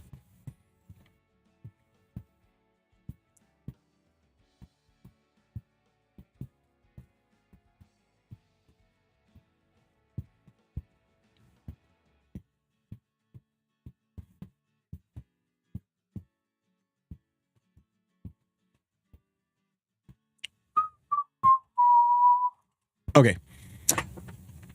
So the coin shop rotation is trash. Coin shop rotation is mind-bendingly good, Mindbender. It just doesn't have the 2 units that people got you hyped up about. Those are 3 very good, very usable meta units right now. They're just not the one. They're just not Luna, and people were hoping it was Luna or Ilanov.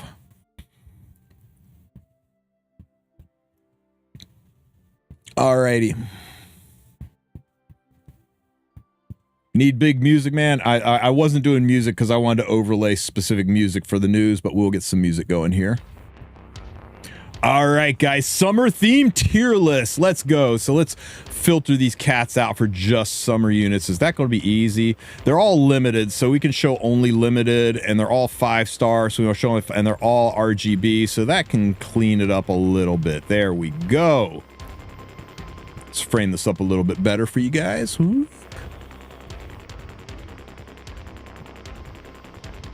Okay.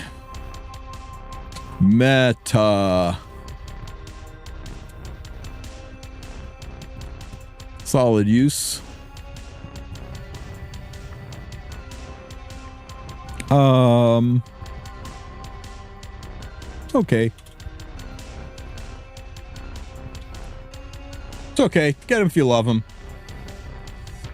Hard pass. Think those are some fair tiers for what we're doing here, guys? Y'all approve? Let's move on. Afternoon Soak Flan is not a summer unit.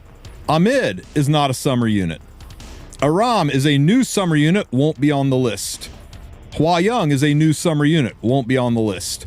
Blooming Litica is not a summer unit, not on the list. Biblis, not a summer unit. Cerise, not a summer unit. Dien, not a summer unit. Fairy Tale Tenebria, not a summer unit. Festive Ida. Man, tough one to start with. Festive Ida, right? Right now, I think she's somewhere between solid use and get her if you love her. Right? Somewhere between. But with her changes, I think she's going to be either meta or solid use. So here's the thing. I'm going to leave her halfway between. Because right now she's here. And after her patch notes, I think she's going to be here. But it's untested. And this balance, or this summer banner extends well beyond when the balance patch is going to go into effect. So her positioning here could move up or down depending on how she tests out. So I recommend waiting before you lock in your summer themed units, because once you lock them in, you can't change them. So I strongly encourage you to not do this. This goes live at the same time that the balance patch goes live. So maybe don't lock this in day one unless you absolutely know for sure who you want. Maybe give it a couple of days of testing and see how Ida tests out. If Ida tests out great, maybe that changes your picks. Okay? That's my best advice to you, is just give it a week. Give it a week. Start this a week into it and then lock it in and then make your decision. You're not going to lose any time. The window is from now until the end of the month, and the banner is only 2 weeks once you activate it. So you can afford to activate, instead of doing it 2 weeks now, you can activate it a week from now and then do 2 weeks. You get what I'm saying? So there you go. You can pick 3 units. If it's like any other custom group summon in the past, you'll be able to lock in 3 units. Frida. I think Frida is one of the most useful units in Guild Wars and RTA out there, especially if you picked up Zeo. I think she is the closest thing to meta we've got in the summer units. So I'm putting her up here just so we can have somebody up here. Frida is an insanely good pick, and I think you will want her on your account. If you don't have a Frida, you add her to your list.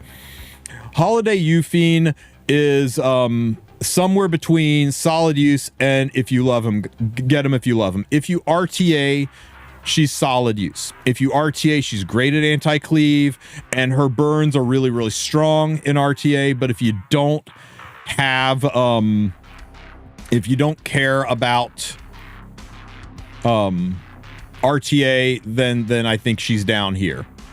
So I'm going to leave her up here because she does have some solid use in RTA. Laia is not a summer unit. Landy is not a summer unit. Lethe. So I'm putting Lethe down in okay, get him if you love him. Her kit is just so harmed right now by anti-pen. I don't think she has a lot of uses in the game at all. Some people might argue with me, but I don't think she is that good of a unit anymore. Charlotte is right up here with Ida. Right now, she's somewhere between solid use and get them if you love them. But after her changes, she could be meta. The biggest thing that I think is going to stop Charlotte is the buffs that are going into Lionheart Sirmia. So I'm going to put her right beside Festive Ida under solid use, and she can move down or up depending on test week, depending on how her buffs go through. So once again, for people who skipped ahead to this point, I will reiterate, don't lock in your summons until a few days after testing to see if the unit is going to be usable or not after the balance patch. Then make an informed choice. You're not losing time on the banner. When you activate it, it's live for 2 weeks. You can activate it anytime between now and the 28th, and you will still have the full 2 weeks to pull on it. Luna is not a summer unit. Gala is not a summer unit. Ocean Breeze Lulica, there was a time when she was meta, and then she kind of fell off a little, became solid use. Now I don't think she's that good at all. I think you get her if you like her. Her animation's hilarious. I love hitting things with the truck, but she's just not used anymore. Cleansing style healers are just not that good anymore. Maybe some people will find uses for her, but I'm not thinking, I just don't think she's going to be that good, guys. It's up to you, though. If you want her, get her. Renak is not a summer-themed unit. Seaside Bologna, speaking of Renak, Seaside Bologna is a really good way to get at Renak. You still have a lot of the issues that you have with Renak. She's decent in PvE as well as PvP. You can use her in some hunts. You can use her in labyrinth clearing. Nice, solid all-around unit, but she's situational. She's far from meta, but she is far from just get them if you like them. I think she's a solid use unit, and if you want her, pick her up. Remember, her usefulness is tied a lot to her artifact, so be aware of that you kind of need an artifact. Summertime Assaria. I was very close to saying meta, but then they nerfed bombs in RTA. While bombs still had boosted damage in RTA, she was stupid strong. But now I think she's just top of the solid use list. Really good unit to drop into Guild Wars into certain fights. She's good at reaching behind Boss Arunca. I think she's just a solid, useful unit now. Tori is a Valentine's Day unit, not a summer unit. Senya is a Christmas unit, not a summer unit. Flan is a late November, early December unit, not a summer unit. And that's it. Guys, this is our whole list. This is the entire summer-themed units. Now remember, you can pick 3 of these units. Only 3. And the other ones you cannot get. If you say, I want to get Frida and Bologna and Ida and Assaria, you can't. You got to pick 3. One of them gets left behind. And that kind of sucks, but that's the way they've designed it. So once again, I'll reiterate how this works. You pick the 3 units, you lock them in. And then those units and those artifacts are summonable. If you get a 5-star, it's guaranteed to be randomly one of those 3 units. You cannot choose. If you see a spark on the right side, one of these 3 is jumping out. And it could be the same one over and over and over and over, and you never get the other 2. But every time you do a summon, any single summon, you will get a currency, a coin, a summer-themed summon coin. And you can use that coin to go into a special shop and buy things, leafs, charms. But more importantly, when you get 100 coins, you can buy the artifact. Any artifact of your choice, you can buy an artifact. And when you get 120 coins, you can buy a unit, any unit. So in a perfect world, you're summoning for these 3 units, and you summon, and on the 50th summon, you get your Frida, and on the 80th summon, you get your Assaria, and then on the 120th summon, you don't have anything, but that's okay, because you can take your 120 coins and buy Festive Ida, and bam, you've got all. Or maybe on the way to 100 summons, you get all 3, and with your 100th summon, you can go and buy an artifact. Do not go into this summon if you don't have a minimum of 600 bookmarks, which gets you 120 coins. If you do not, you might get shafted all the way down to the bottom of the summon tier, but at least you got your 120 summon coins, and you can buy the unit you want. And let's be honest, that's at least 50% of the people opening up this banner are just going straight to 120 summons and buying the one unit that they want. And that sucks, but that's the way it is, guys. It's a gotcha game. You gotta be lucky. Let's shift gears real quick and talk about the artifacts. Because the units are good, but the artifacts are important too. So maybe you're summoning not based on the units, but based on the artifacts.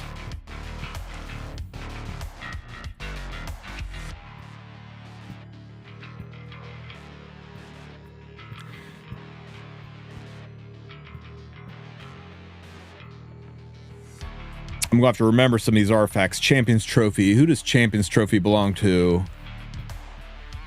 Champion's Trophy is Holiday Euphene's artifact. Adding stun to a kit and an effectiveness boost. Where this artifact shine? Oh, you know, let's make this the same, right?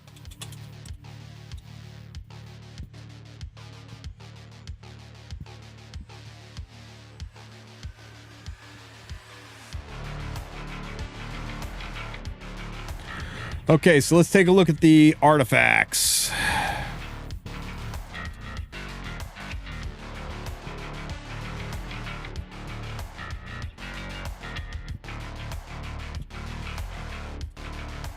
All right, guys, so let's talk about the summer artifacts, because maybe you don't need the units. Maybe you just care about the artifacts. You want to chase the artifacts. We're using Angry Vildred emote for this one. You know why we're using an Angry Vildred emote up here? That's because that's right. Even though it is a custom summon and you get to select the units / artifacts that are on it, you can still get off-banner artifacts. Yeah, that's right, guys. You can select the ones you want, but it's still just an increased chance. You're still getting those garbage off-banner artifacts. Love it. Love it. So let's talk about Champion's Trophy. Champion's Trophy adds stun to your kit and adds effectiveness to your unit. This is Holiday Euphene's artifact. So if you're going for this artifact, you are also going for Holiday Euphene. You cannot select artifacts separately from units. You select the unit and you get the companion artifact, or you select the artifact and you get the companion unit. So Holiday Euphene has some solid uses, and surprisingly, her artifact has solid uses. And by solid uses, I mean solid use. About the only person you'll run this artifact on is, well, that's not true. That's not true. 2 uses. About the only people you will ever run this artifact on is Conqueror Lilius. Adds effectiveness and stun to her kit, and is just a diabolical way to just be an awful person to your opponent. And you can also run this on Assassin Cartusia. And you might be saying, who? Trust me, he's making a comeback. You watch. He's going to be out there. He's really, really good. You could also put it on Holiday Euphene, and that's nice, but I think she has better options for her artifact. This is Renak's artifact. She's not summer. This is Luna's artifact. She's not summer. This is Flan's artifact. She's not summer. This is Fairy Tale's artifact. Not summer. Artifact. Not summer. Tori. Not summer. Not summer. Cerise. Not summer. Gala. Bubble Maker. Guys, I think it's fair to put Bubble Maker in the meta.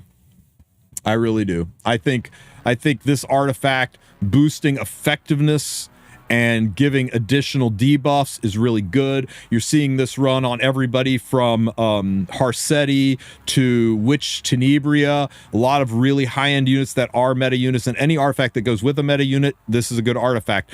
This is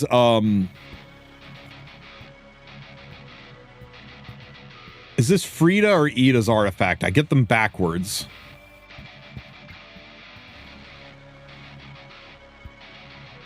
This is Festive Ida's artifact, and Festive Ida, if you remember, Festive Ida was down in the solid use area.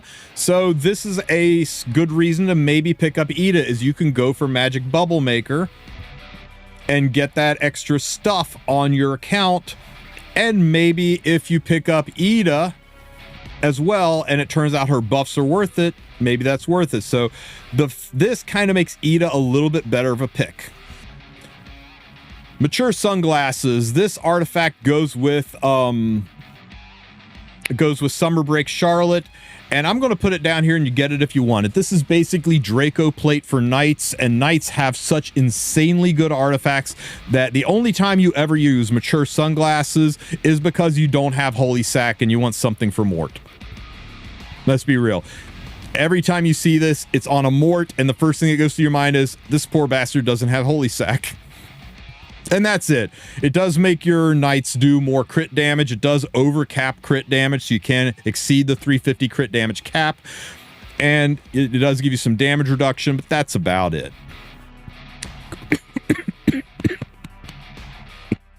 Excuse me, try not to die here. Gardening Shears is not a summer artifact. Prayer of Solitude. This is Lethe's artifact. And this is a big HP booster. It's got a handful of solid uses, but not so many uses that I think I would move Lethe out of the get it if you wanted, right? The pretty much about the only unit right now that uses this heavily is Lethe herself, Alencia, Dark Corvus, and more commonly ML Aria. I think it is about the only artifact that's good on ML Aria. If it was usable on more than one meta unit, I would put it up here. I think if you own ML Aria, it goes up. If you don't own ML Aria, it's down here, maybe down here. Savvy? So I'm just going to split the difference and put it right here. This is Senya's artifact. She's not a summer unit. Rengar's Special Drink. This one's a little bit tricky, guys. Rengar's Special Drink, if you want to make Seaside Bologna better, this artifact does it. And that's just it. It adds pop damage to Seaside Bologna. And if you have this on Seaside Bologna and you drop it into the pop damage that you get from Rupture off of Witch Tenebria, holy crap, things explode. It's a little bit less meta because Fallen Cecilia exists and she nerfs the impact of this. So I'm putting it under solid use, but it's nowhere near meta because Fallen Cecilia is everywhere. Seductive Flower is not a summer artifact. Soul Constellation. This is Lulika's artifact. So if you pick up Soul Constellation, that means you're adding Summer Lulika to your list. So you're adding a unit who is just a get it if you want artifact or unit for a meta artifact. So if you're doing this, you're just kind of hoping you don't get Lulika. You're hoping you do get Soul Constellation. Soul Constellation gives you a shit ton of effect resistance and the ability to CR push a lot of fast Soul Weavers from DJ Basar to Moon Bunny Dominial to Horizon Acades. All use this artifact. It is diabolically good and very useful and very future-proof. I think it's a meta choice, so I'm putting it up top. Just remember, though, if you're picking this, you're wasting one of your unit slots on Summer Lulika.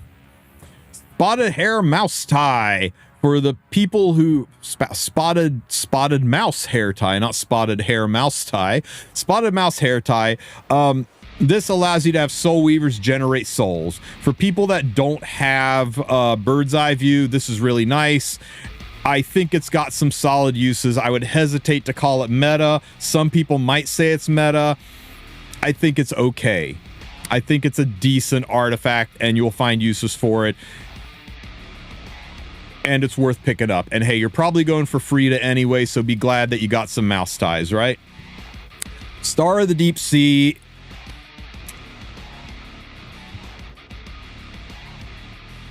Okay, you know what? I'm putting it up here, not because this artifact is meta, but because if you have Summertime Assaria, it's required for her to work.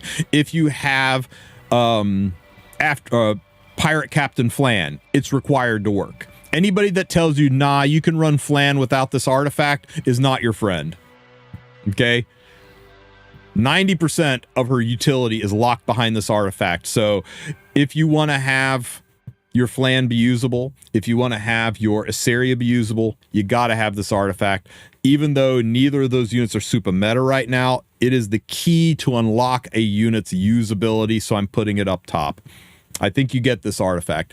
And though it does need to be maxed to be really, really safe, it does work. You just add RNG to it. Anybody that says it has to be maxed to work is full of shit. It has to be maxed to work reliably.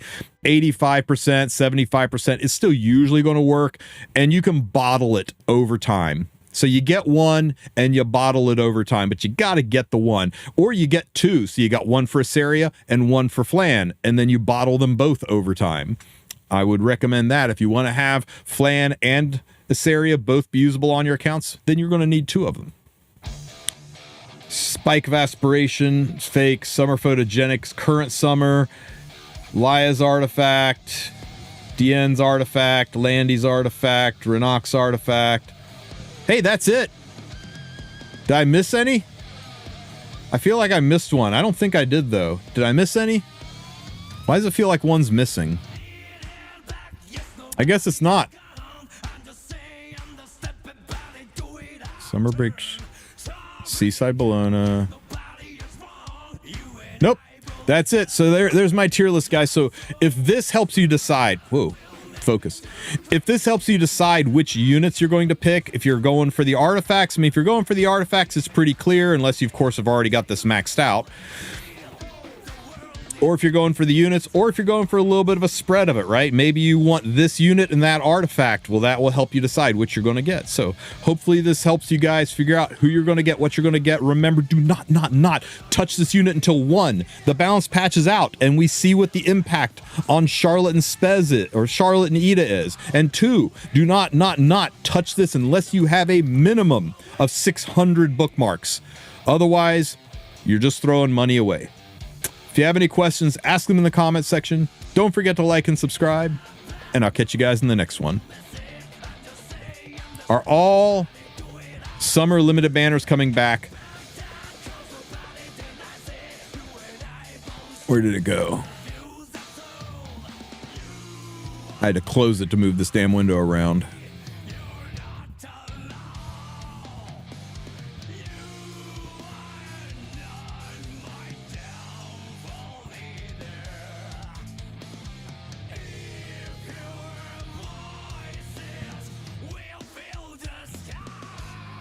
Come on, load page, you can do it.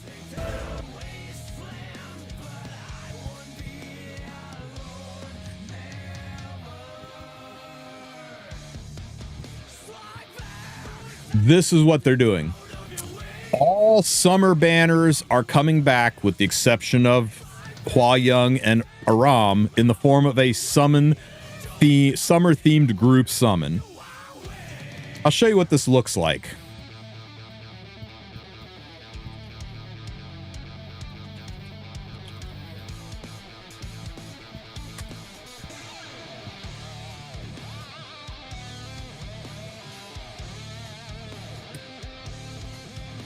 So when you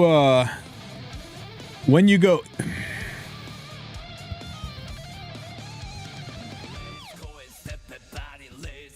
so when you click on the banner, something like this will open up, and all of the summer units and artifacts will be here, and you can sort by unit or artifact, right? And you will get to lock in 3 choices. Okay, you get to lock in 3 choices and only 3. And once you lock them in, they're locked in. You can change, I should say, you can change your mind, right? You can lock 3 in, sleep on it, come back in and change them around. But once you do your first summon, they're permanently locked in and you will never be able to change them again. Okay? And then when you summon, you will get points. You will get currency. Every summon that you do...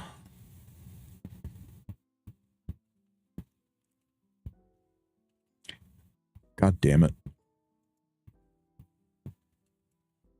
Every summon you do will give you these Mirage coins. That's what they call the currency, Mirage coins. You do 1 summon, you get a Mirage coin. You hit a 5-star, you get 1 Mirage coin. You do a 10 summon, you get 10 Mirage coins. They don't reset, they don't go away. Every summon you do it. And then when you get enough Mirage coins, you can open the Mirage coin shop. Have any pictures of that here anywhere? Here we go.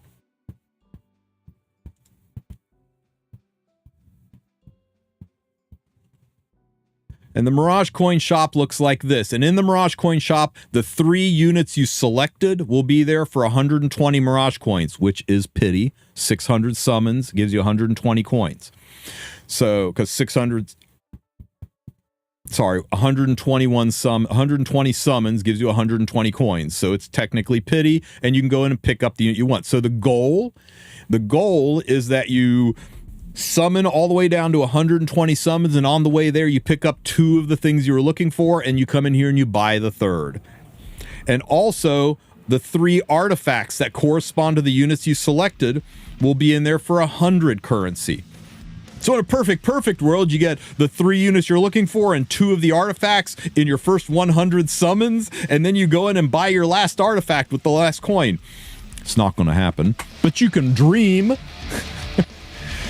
So be ready. Be ready to spend all of your Sky Stones. If you want to get all 3 units, you better have 1,800 freaking bookmarks to be able to buy all 3 of them, because there is no pity, there is no guarantee. The pity is in the form of the Mirage coins, and yes, Off-banner artifacts can happen.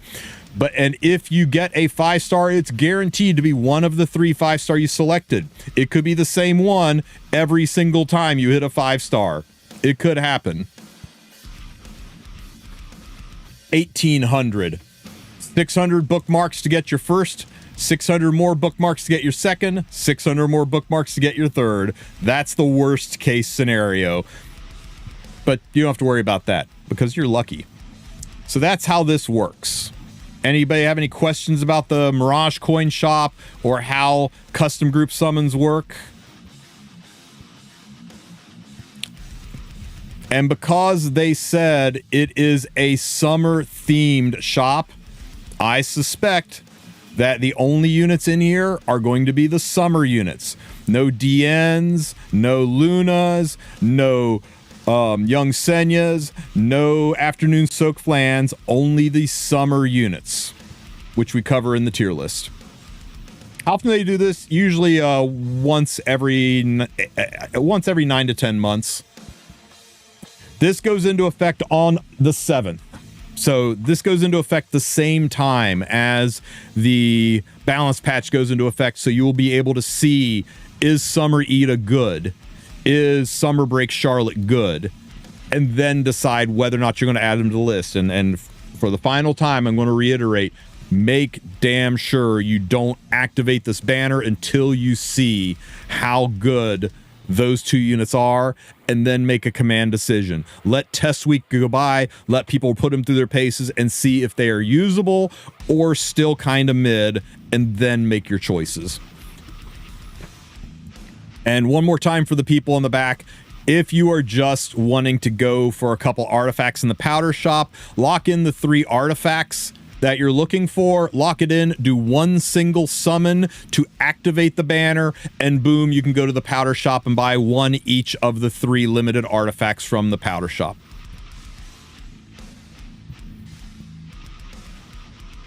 I cannot show the character tier list again because I closed it to create the artifact tier list, but this is effectively it. So it's Eda, Lulakar, Summer Asaria, Holiday Euphine, Lethe, Seaside Bologna, Frida, and Summer Break Charlotte. Those are the 8 units you can choose from this custom group summon, and you can only pick 3 of those 8. The others, you'll have to wait for limited selector tickets or what have you.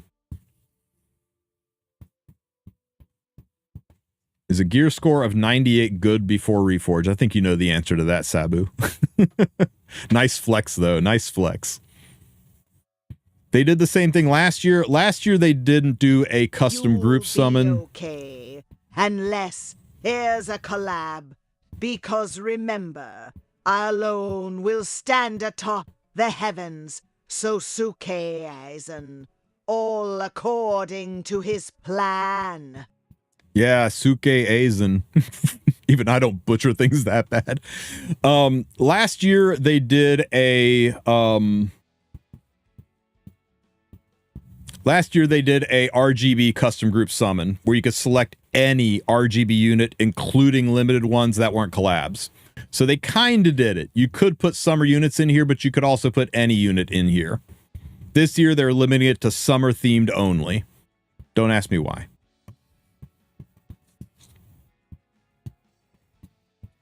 And the year before, you see, here they did it in February.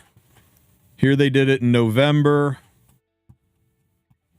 Here they did it in May. I mean, they happen like about every 9 months. Here they did it in November.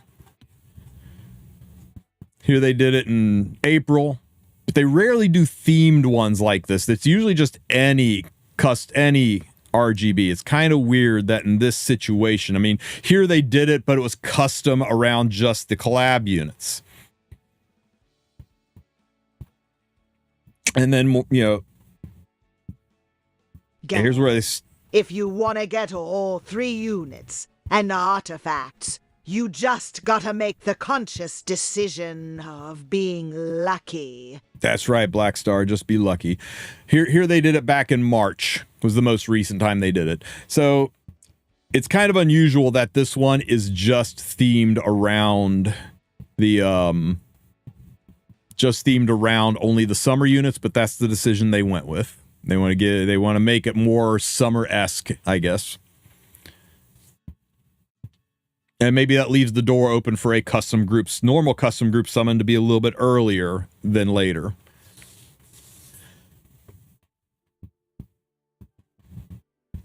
Typically also with custom group summon. Yeah, okay, fair, Redeemer. It says summer themed group summon. It could be all of the units. Right? It could be all of the units, and just be a summer theme. That would be weird. Because here's the thing. Custom group summons have always said it cannot be any unit who has not had a rerun. Frida and Ida have never had reruns, but there they are. So already it would be special by having a custom group summon that allows Frida and Ida to be on board. So we'll just have to see. I guess we'll find out maybe in next week's info burst before this goes live. Maybe they'll go into more details on this, but they really haven't said one way or the other. So it could be just summer themed, but it's got all the units on it. But that would be kind of weird because it would just be summer themed in the sense that here's the animation, but you can pull the Christmas and Valentine Day units too. Yeah, right. Like if it was just a regular custom group summon, then by their own rules, they wouldn't be able to put Frida and Ida in it. And also they wouldn't put Afternoon Soak Flan in it because that would be the thing. Why are you allowing Frida and Ida and not Afternoon Soak Flan? Frida and Ida have never had reruns, so what's going on? So I think they did this and they made it summer themed just to not break their own rules. Savvy? But I guess we'll find out for sure. I don't work at Smilegate. I don't have the information straight from their mouths. I can look into it a little bit more, but I think safe money is it's only going to be the summer units, and unlike normal custom group summons, it's going to allow Frida and Ida to be pulled even though they've never had reruns. Just my take. I guess we'll find out on the 7th. Oh, and guys, please be aware that even though this is a 3-week-long event, this is a 2-week-long banner, if I'm not mistaken. Once you activate it for 2 weeks, so you can wait until the 2nd week, see how the units test out, then activate your 2 weeks.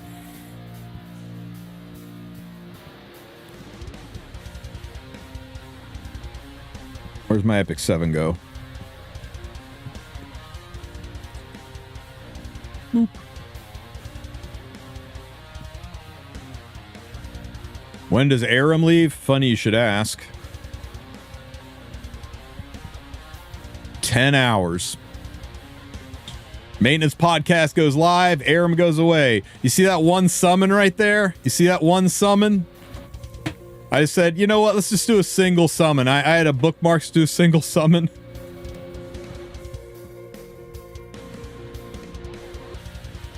Nah, it's not showing anymore. I got her artifact. I got another damn artifact. I don't know why I keep pecking away at her ROM. I should save because, I don't know. I don't think I'm going to go in on the group summon. I think I'll do a single summon there and powder some stuff. It's got to be lucky, guys. Who's the Joker now? All right. I think you need to get your Aram.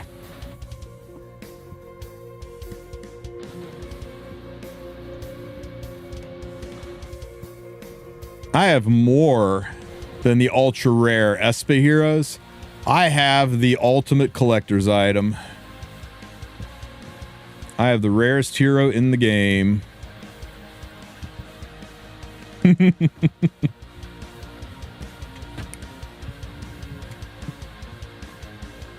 Fuck you! You want to see even more rare? Even more rare? Pour one out for Jadewind Scorpion. You were too good for this world.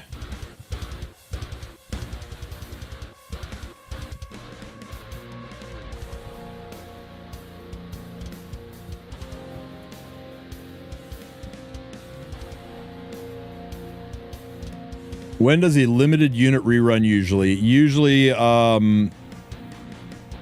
12 to 18 months after release. If you're asking when are you going to be able to pull for Young Senya and Afternoon Soak Flan, I suspect probably October to November for Senya, October, November for Flan, and November, December for Senya. Like, basically, I think they'll shift 1 month earlier so that they can make room for a new summer unit. If I were a betting man, just based on patterns and how Smogate's handled things in the past, I would expect maybe September, October for Flan, and October, November for Senya, and then December for something else new.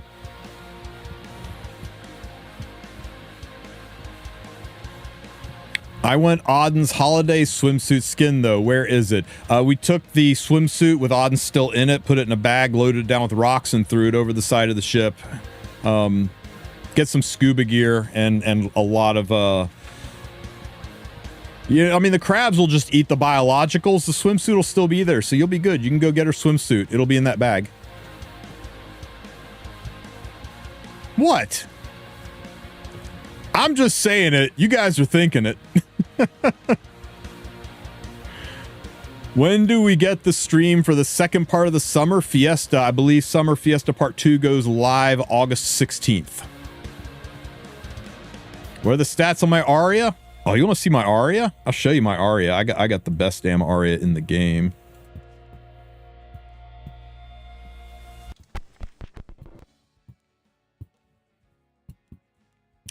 Oh, wait. No, I don't. I haven't pulled her yet. Sad. Sorry, man. Those are the only 2 units in the game I don't have right now. Did they go over the whale coin shop rotation? Yes, they did. It's Silverblade Araminta. It's, shit, I can't remember now. Let's go look.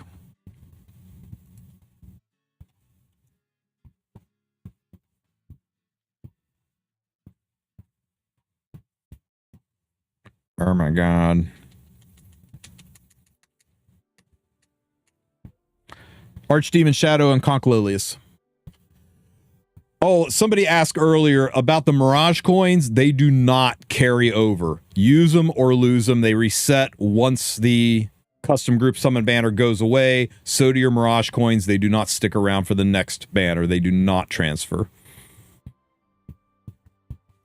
Maintenance is tonight, correct average. How is Bride built? I'll show you how mine's built. I like mine to be a little bit zoomy and a lot of a little bit zoomy and a lot of pop damage on 3F. Other people run her slower, less zoomy, and they stick other knight artifacts on her. I just did True Heavy. I'm missing ML Teiyu and ML Arya. Yep, I know. Not 40k. Shambles. Is Bride even worth the coins nowadays? She's a solid A-tier unit. She's definitely got uses, especially in a world where you're dealing with a lot of damage limit units. I think she's very good. I'm not so sure she's worth the coins, but that's up to you.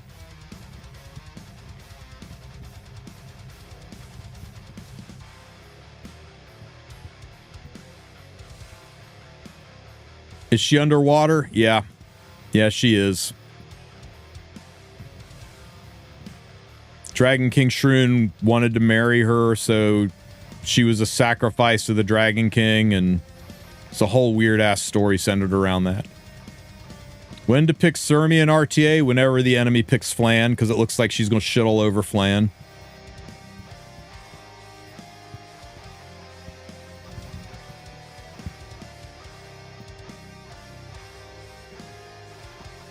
Prof Boy's the 21st century.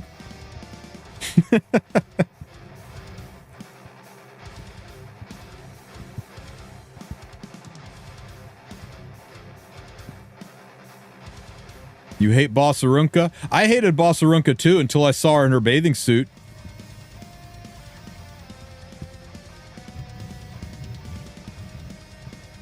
God damn! I no longer hate Bossarunka.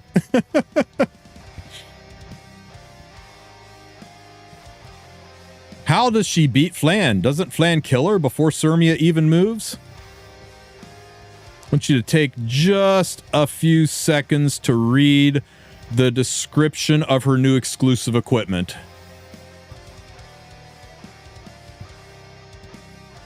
That really says 50%. So Flan's damage is cut in half. Instead of doing 14k damage, she's doing 7k. I don't think she's killing shit. Yeah. Sirmia is specifically designed to murder teams with... Now, you'll still need somebody to finish Flan off. Sirmia is not going to just hit and kill Flans, but Flan can't surgically remove her, so your only other option is to hit somebody else on the team, and then Sirmia 50% CR pushes and cleaves your whole ass team, and then your Flan had better be able to solo 1v4. Right? Yeah, symbol of unity on Flan, so she's got a 20% chance to, or on Sirmia, so you got a 20% chance to take Flan out too. Yeah, Lionheart and Eligos, holy shit, guys, holy shit. Yeah, this EE didn't so much make Sirmia better as it made Sirmia's interaction with Flan. It made her a really good soft counter to Flan. You can build a whole ass team around it. I think if the left side picks Flan and the right side picks Sirmia, the left side has got to ban Sirmia the same way picking DDR into Schneel shuts that unit down. You're going to have a hard time using, except unlike Schneel, you can avoid using DDR's S3. You can't avoid Flan dual attacking. She's going to do it, and it's going to kill your whole ass team. Is it also stackable? Damage reductions, typically the highest damage reduction takes precedent. So if you've got like a 20% reduction because of adamant, then it won't be 70%. The 50% overlaps and eclipses the 20. That's typically how it works. The coin rotation.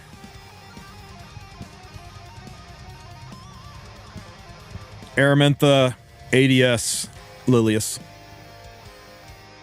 Does it stack with Proof of Valor on Sirmia? It would not. Proof of Valor says specifically in its kit.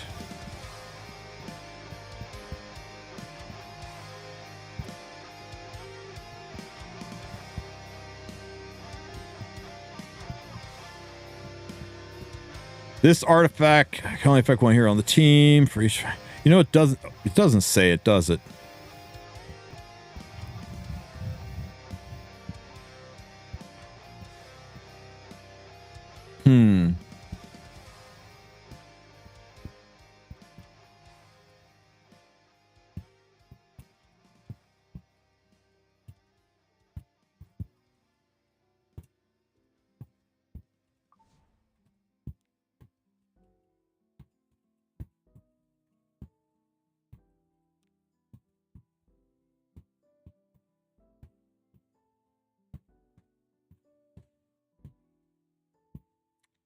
How does Adamant stack with Proof? Does Adamant stack with Proof?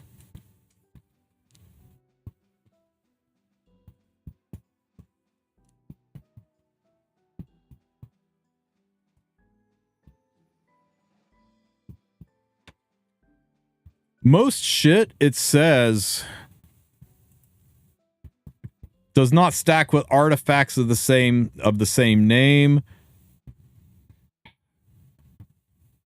But it doesn't mitigation is never overlapped. Mitigation is never overlapped. Like if you have Arius and Escort, they don't stack. The highest effect one works.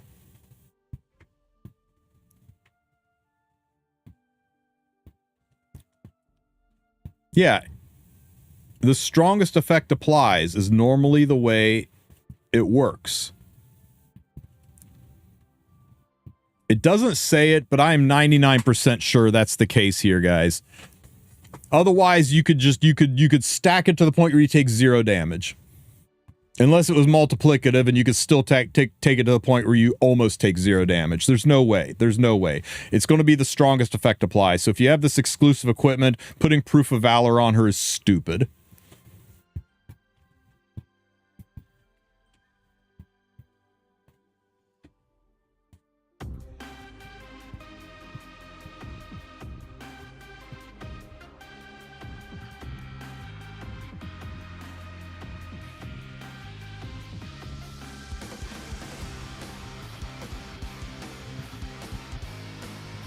Proof of Valor is 30% damage reduction.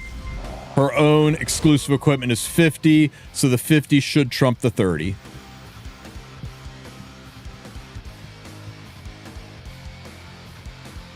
Yeah, Arius and Adamant work because one is damage reduction, the other is damage transfer. Two different mechanics. But when it's the same mechanic, maybe it says it up here. I know they used to have it clarified somewhere. Probably under combat. Combat guide. Damage type. Combat range stats. Cooldown. Dual attack souls. Lasting effects.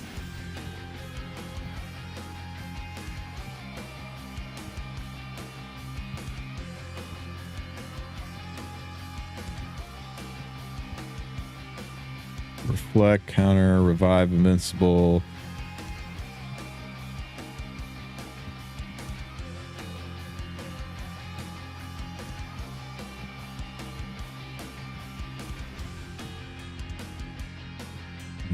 Yes.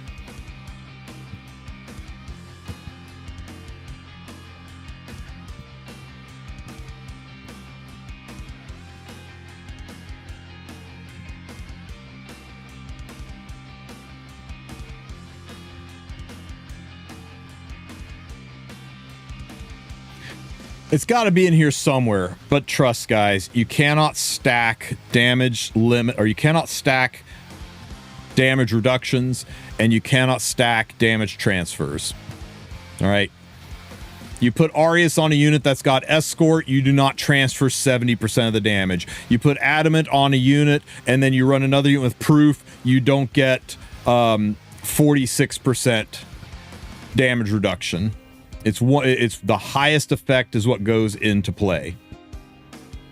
Because otherwise you would just put proof on Sirmia and be 80% resistant to dual attacks and counterattacks. Basically makes her immune to incoming damage.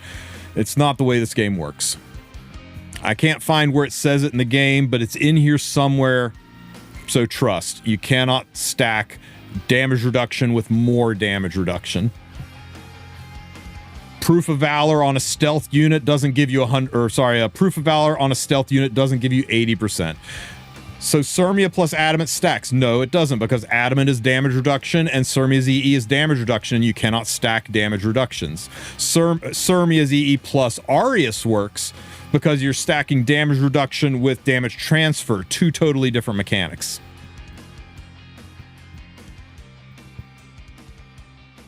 Why don't I play competitive? Dude. I'm fucking Warlord. How competitive do you want me to be?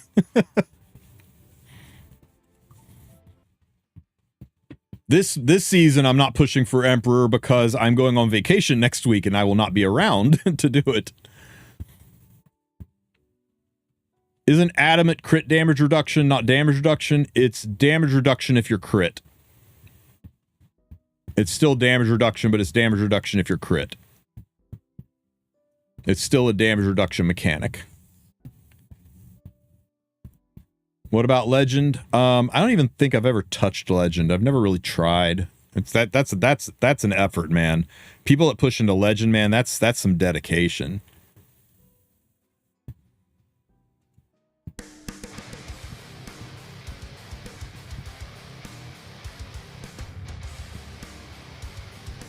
Yeah, it's damage reduction if you're crit. It was worded poorly, but it's always been damage reduction if you're crit. What's the best artifact for Aram? I think people are still feeling it out. I'm really enjoying her on Spotted Mouse Tie, so she creates souls for me. I push something up and bam, it gets some souls. But I've seen people run her on Lulakar's artifact for effect resistance and CR push. Put her on her own artifact, boost the damage of your team, especially going into Harsetti. I hear that's really good. Amid's artifact works. It really doesn't. I was hoping that it would. I tried it for a while because I have a max one, and I thought, oh, when her passive activates, and then when she S3s, that'll count. Her passive doesn't count. So you've got to S3 twice to make this thing actually happen. So I took it off because it wasn't really working. Bird's Eye is also a good one. I just really like Bird's Eye on Frida. Yeah, I was like, I pushed, where's my Destro buff? Oh, it's not working because it's not counting the passive as a skill. Sag. Okay, first things first, you don't call her that ugly ass name. Second thing, Golden Rose is theoretically better. Sigurd's is more healing, but Golden Rose is better because she's a defense scaler. The general rule of thumb is that this is just boosts damage, whereas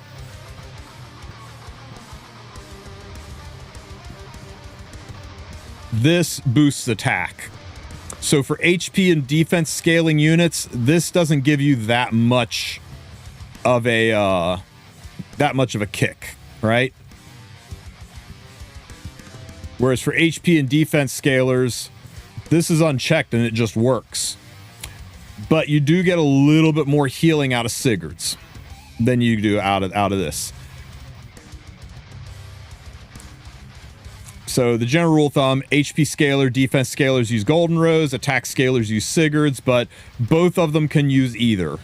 Just because you're a defense scaler doesn't mean you don't scale off of attack too. It just means you primarily scale off defense, so you get double dipping on this skill, whereas Sigurd's you're only scaling off of the attack portion, which is only a smaller percentage of it. It still works, and Sirmia's attack scaling is pretty decent, just like Alencia's attack scaling is pretty decent. There's other units who their attack scaling are pretty terrible, like Shu. So different stories there. And then of course there is Pipit Lance if you are around for the Overlord collab, and it is basically better Golden Rose, but it only works on single target attacks.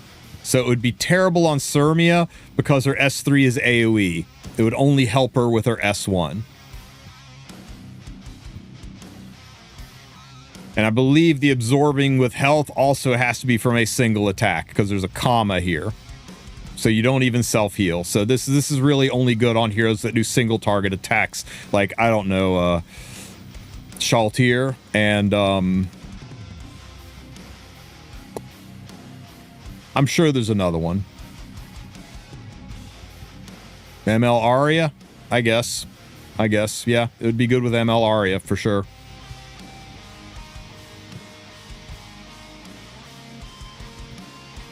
Yeah, I keep hoping Tetsuo.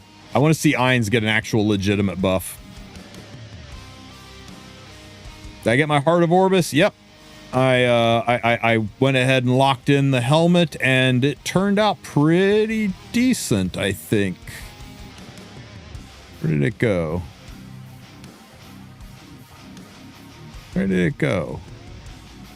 By acquisition. Yeah, there it is. Pretty decent. I think it might be my new Lionheart Sermon. No, it's probably going to be my designer Lilibet helmet. She's about the only unit I can think of that wants the speed and the defense, but I mean, really, it's good on any opener because it's got effectiveness and it's got speed and it's got a little bit of bulk and there's no wasted stats, so it's a pretty good opener helmet. I haven't found a home for it yet, but it rolled pretty good. So damn close to being a penta speed. Yeah, it could go on DDR. Definitely could go on DDR. So yeah, I kind of lucked out on it. It rolled nicely. Aram, sure.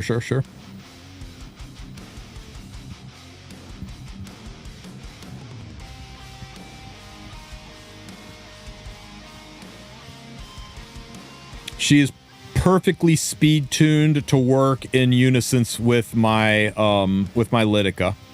That's why everybody says only 285. I'm like, yeah, because 285 plus 5% is 1 speed slower than my Lidica speed. So she will never cut my Lidica and I can use her in conjunction with her. So that's why she's at exactly the speed. She's speed tuned with my team.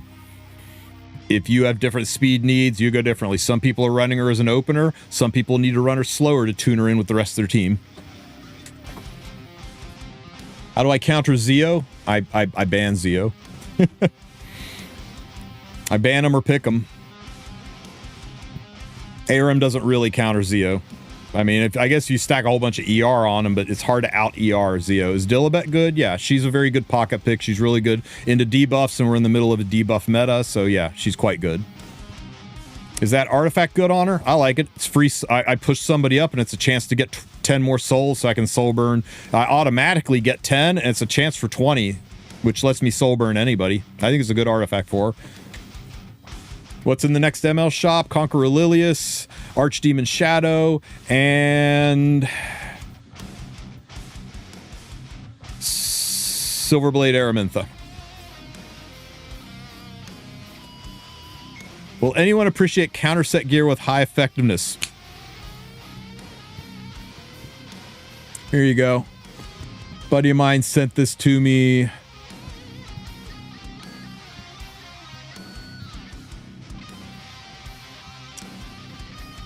Where is it?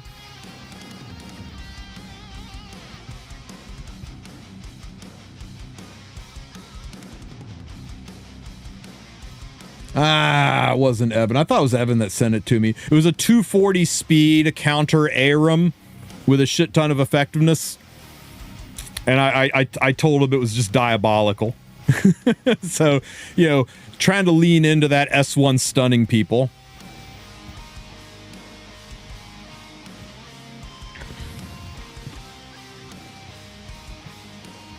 The crit, the crit's because I got a 20 speed crit here and I got a 20 speed or 17 speed crit here on health. It's just, it's the gear that I had. She doesn't need the crit set. It's just effectively a broken set, right? Man, every time I show like, why on crit set? I was like, because that's what the speed is.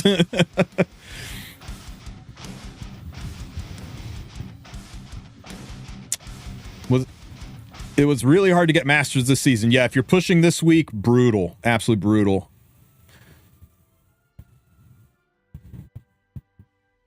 Any collab units worth using slates on? Albedo and Shaltir are pretty good. That's really about it. None of the other collab units are really meta. Some people cope and say that Edward Elric's still usable and that Roy Mustang's still usable and that Rimru's still usable, but that's mostly just because the people really love using those units. It's not really that they're good. They're just fun pocket picks. There's a handful. Yep, there's one. There's a handful of people that say this guy is actually good at doing anything other than lowering your win rate. But if you want to lower your win rate, you can go ahead and use some slates on him, I guess. Crit chance is good. There's a precious few situations where your opponent drafts like a moron that Benimaru is insane. But you really... It's not that Benimaru is good. It's saying, well, I don't know, he's kind of good if my opponent's an idiot. Well, there's a lot of things that are good if your opponent's an idiot. So if you're fighting a lot of people who are idiots, this guy's a great guy to have in your back pocket. But he does have one of the best imprints in the game, is crit chance, right? Can you share how you plan to build Lionheart? I plan to build Lionheart very similar to how she's built now, except I'm going to slow her down a lot. I might shift her to Destruction set, probably take her down to about 160 speed, and run her crit damage and defense through the roof with the slower speed and additional crit chance. I'm not sure if I'll keep her on lifesteal or if I will just go Destro set. I might just go Destro set and make her nuclear because I think she's being set up to be a nuke unit. Punish people for using extra attacks and dual attacks.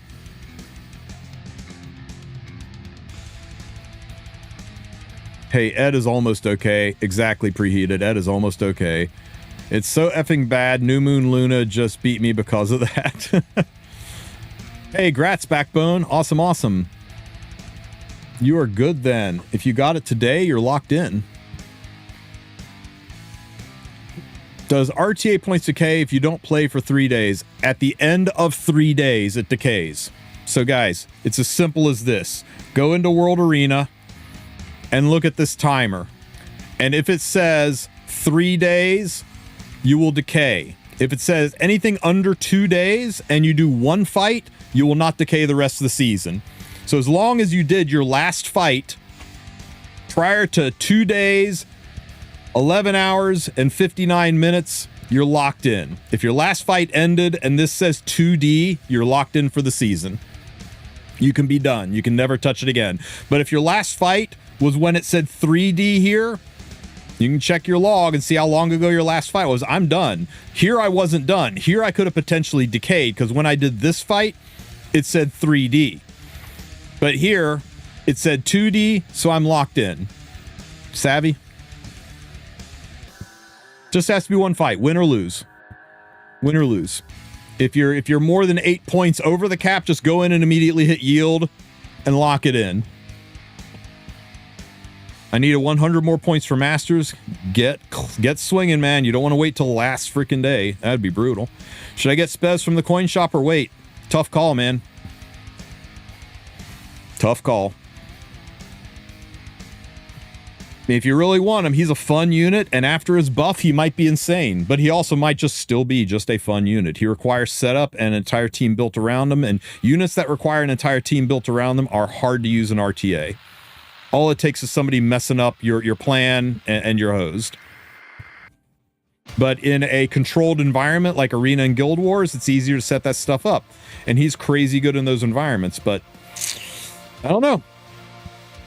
If you do it, you're just hoping he tests out great. Unfortunately, you will not get a chance to see his testing before the rotation changes. You've only got a few hours to make that decision.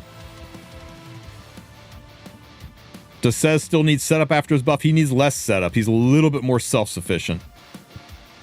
Zio or ML Senya? Zio. Senya for waifu, Zio for utility. One makes your account better, the other makes your account better looking. Savvy? I didn't know 98 gear score was good or not before Reforge. Just up.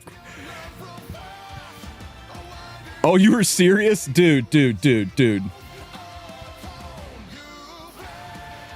The best gear score in my account is 108 after Reforge. You're 10 away. What is 98 before Reforge? What's that even Reforge into? Is that like 110? It's got to be like some of the highest score in the game I've ever heard of.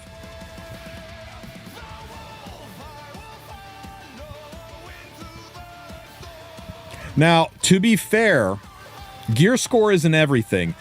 To answer your question honestly, yes, 98 before Reforge, I didn't even think that was possible until you mentioned it. That is insanely high gear score. But, no, he said before Reforge, so I'm assuming it's on 85 gear.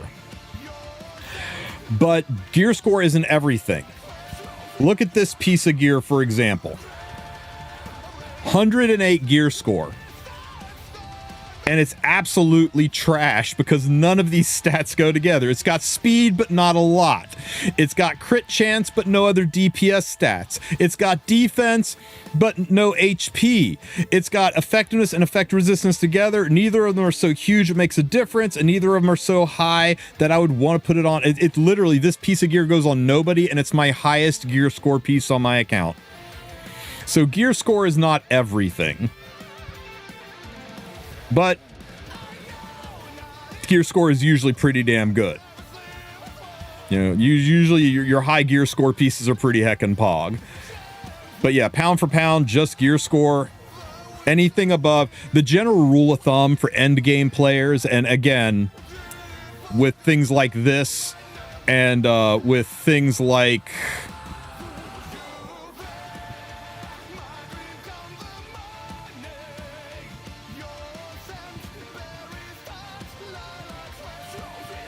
92 gear score, but it's got 22 speed.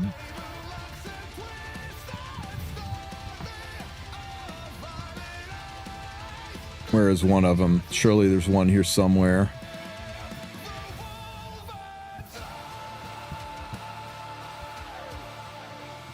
You gonna tell me this 89 gear score piece isn't very good? You're gonna tell me that your 98 gear score piece is better than my 89 gear score piece here? Because 21 speed on an HP main ring with effectiveness is pretty fucking amazing. So gear score isn't everything, right?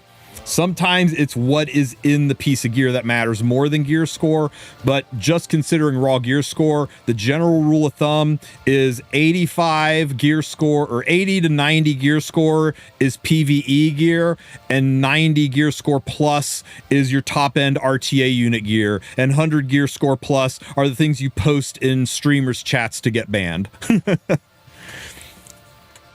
But it really all comes down to what the pieces are. 108 gear score with stats that don't make sense and don't go together is not good. 80 gear score with 23 crit chance substat or 21 speed substat, who cares if the rest is flat stat garbage? It's 21 speed. It's good. So you kind of want to look at it from, through both lenses. Gear score can be great, but usability is really what's king. And I think one of the biggest disservices that the streaming community and guide community does to the new player is really overemphasize the importance of gear score. And I see a lot of stuff get thrown away because people think, oh, the gear score isn't that good.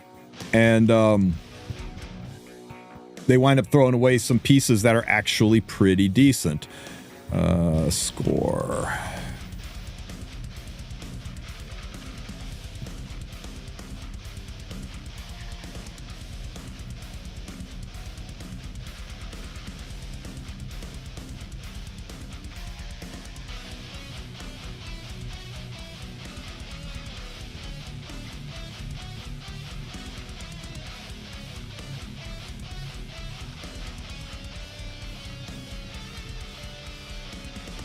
Armor.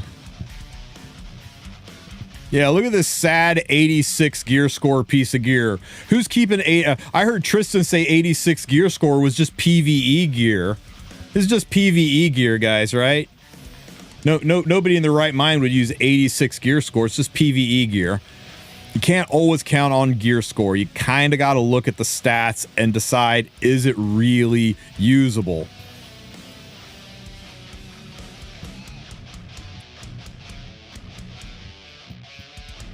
I would say 75% of the time, gear score is what's important. But that 25% of the time, don't let gear score rule you. Always look at the gear. Always look at the stats. And a lower gear score, that's attack, crit chance, crit damage, speed. A lower gear score on that is better than a really high gear score on something that's effectiveness, effect resistance, attack, and HP. Now it feels kind of sloppy and all over the place and doesn't really do anything great. And yeah, the numbers are high, but it's just not going to work out that great for me. Ooh, 93 gear score, man. Pfft, garbage. I guess it's okay. It's in the 90s. It's okay. Yeah. Be really careful when people tell you gear score is not the be-all end-all metrics. It's like saying, am I healthy? This is how much I weigh. Is 180 pounds a healthy weight? Well, I don't know. Are you a 6 foot tall guy or are you a 4'11" girl? That weight carries very differently. So is this really good gear score? It might be. Let me see the stats. Let me see the piece.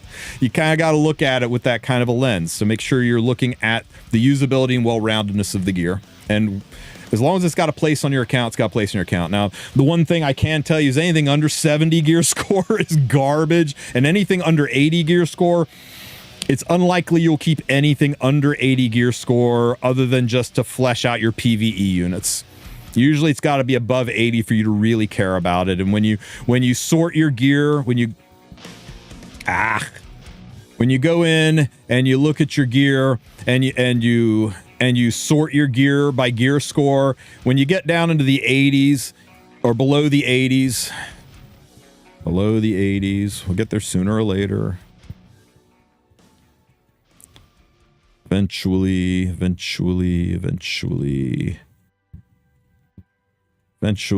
Good Lord.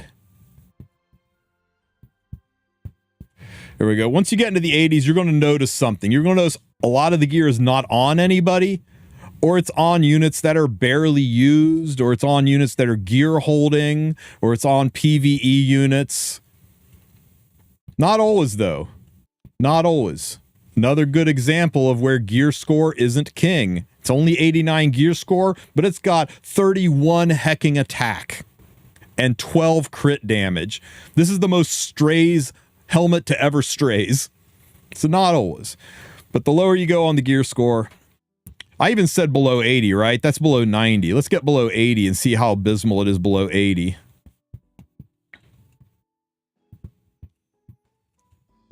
Now look what you got. Sigrid, Dingo, Lucy, Rowana, Doris. Handful of PvP units, mostly because gear score this low is because of the insane flat health stat. Flat health is terrible for gear score, but 900 flat health is pretty good.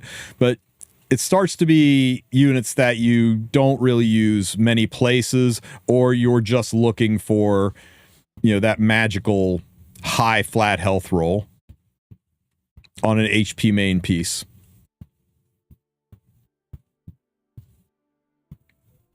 Here's young Senya with a 77 gear score piece. But it works. It's got what I need. 20 health, 300 flat health, some effect resistance, some speed. It's everything young Senya needs. Even though it's 75 gear, it works. And she's a meta unit for me. So put together whatever it is you need to work. The flat HP on... I put the flat HP on Sid. That's his gear holding. Oh, did I have flat HP on Laia? Where was Laia? Oh, the 717 flat HP? Yeah, that's really nice. I think I have 1,000 flat HP on something. There's another 900. This piece was so good on Shu back in the day. I swear I had 1,000 flat HP on something.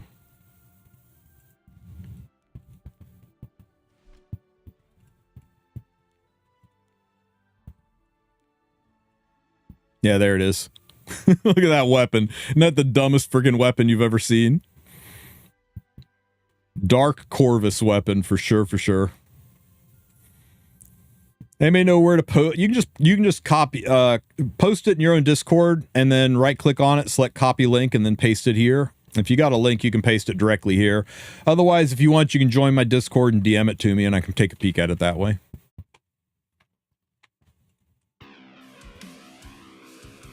I know it's the wrong Corvus.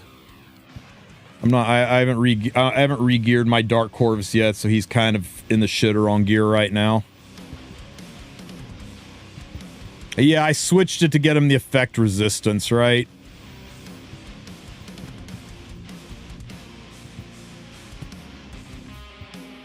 Do I give up 22 effect resistance to get the extra 600 HP? And I lose 10 speed as well.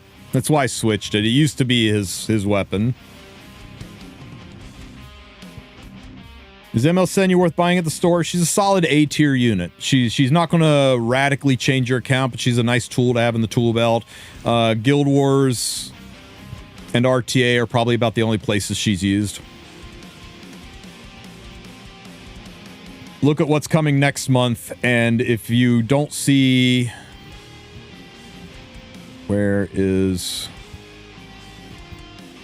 If you don't see anything on this list that gets you excited, then go ahead and pick her up. I haven't yet, but I want to do a Guild Wars where I try them. What's this preheated? Holy shit, that's a lot of flat HP. God, it's on an HP main too. Oh my god.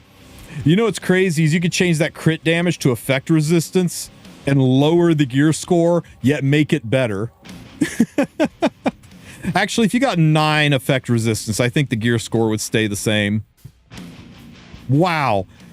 That's the most beautiful piece of shit I've ever seen. That is great. See, this is a 70 gear score piece that I would love to have on my account. What a god tier piece. Yeah, you could either change crit damage to % defense or effect resistance. Honestly, I would lean towards effect resistance. Nice piece. Nice, beautiful garbage.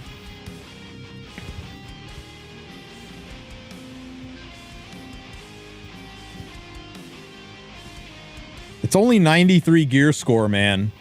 And everything rolled into flats. I think maybe you need to Need to delete this.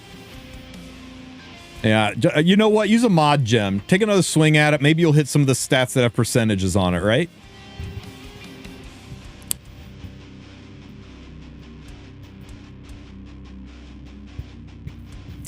Very nice armor. Very nice armor, all relevant stats. GG. Wait.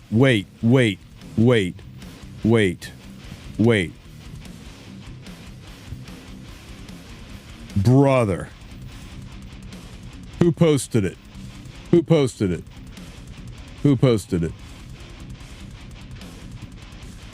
the hell out of my chat.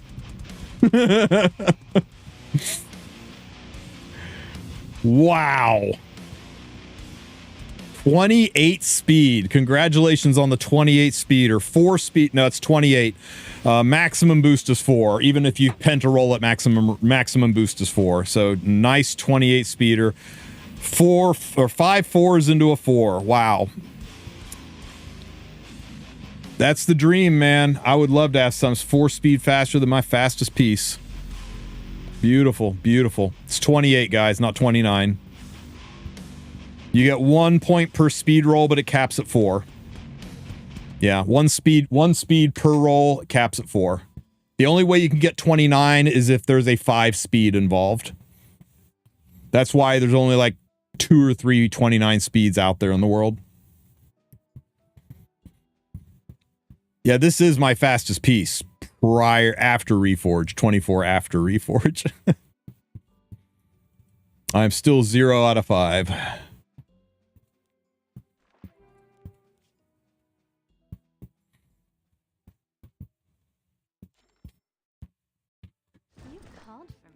Are we happy with this? Yes, we are happy with this. We're very happy with this.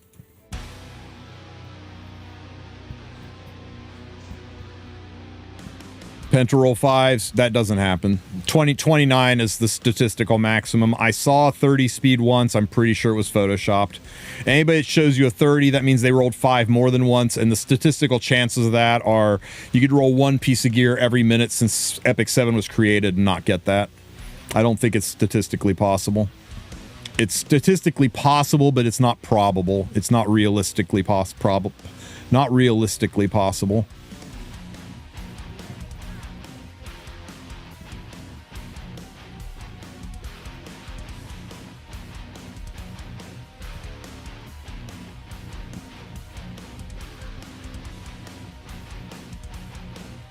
The mechanical maximum is 34. People don't quite understand how statistics work. Just because I can math out the chances to win the lottery every single day in 2 states at once. If I play the lottery 1 time in 2 different states, I can math out the probability of winning the lottery in both states every single time there's a lottery winner for the next 6 months and give you a percentage. It's impossible. It can never happen. I can mathematically prove there's a statistical number that's a probability, but it can never happen. This fucker rammed me.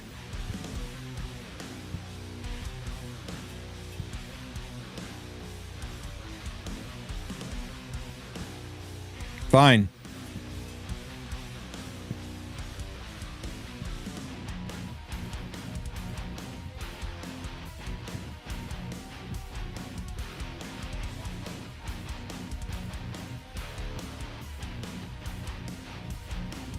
Oh, he pre-banned Ahmed. God damn it. This guy is just shitting all over what I want to do.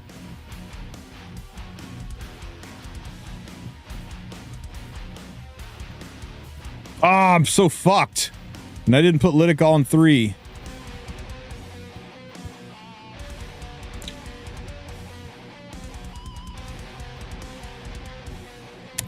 Welp. No, Zio's not open. Welp.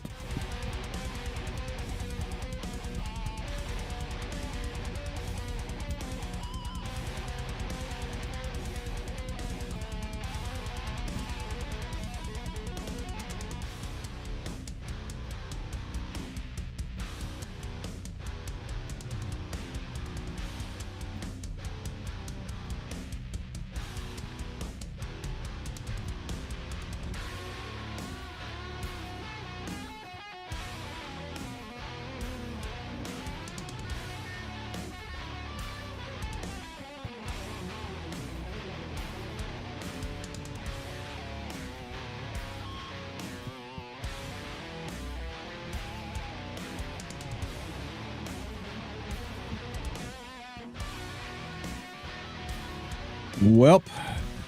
What's this? Maybe. We have to see how she tests out. Looks pretty good.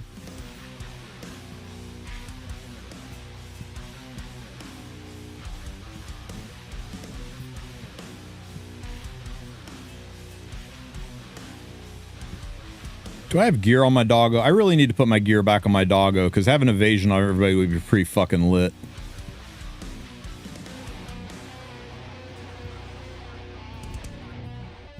Wow. Wow.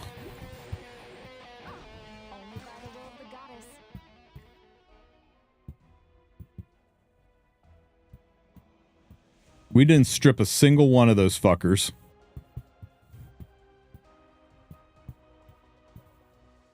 Wow.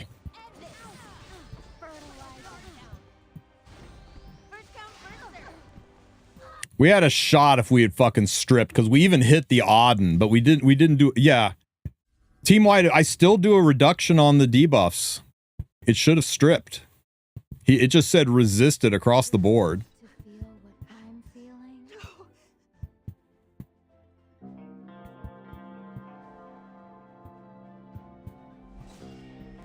Oh, it's a turn reduction? I thought it was a immunity reduction. Okay, well, my bad.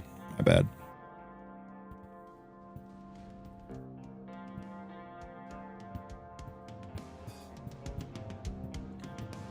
Yeah, because my doggo's not wearing his gear. I need to re-gear my doggo.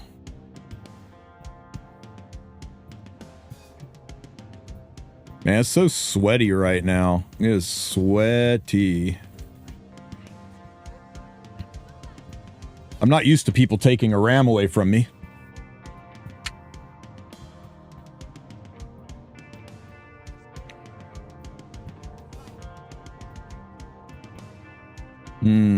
That's worrisome.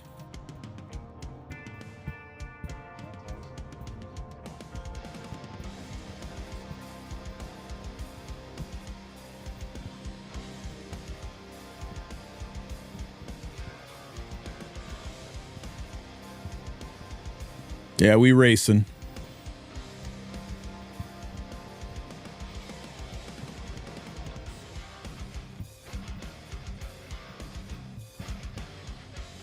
$10, $20, $10.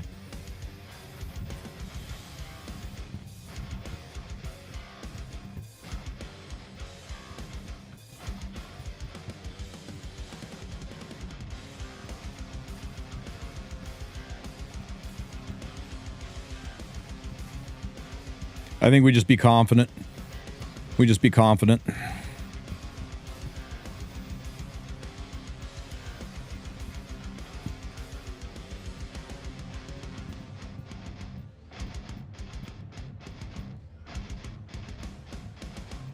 Let's go. How fast is ya? How close? God damn, it was close, guys. Oh well. GG.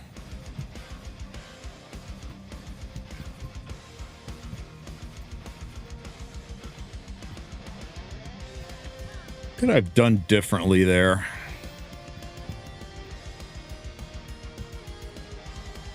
Still doing strays tech? No. We'll do one more. And then I'm just going to stop. Strays is dead? No, you just got to use them differently.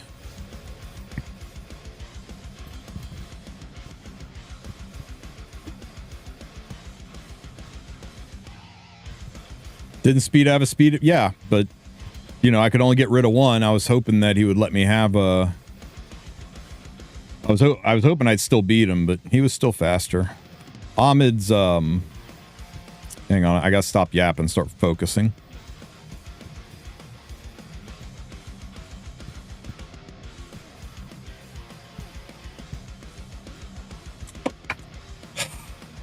Fine.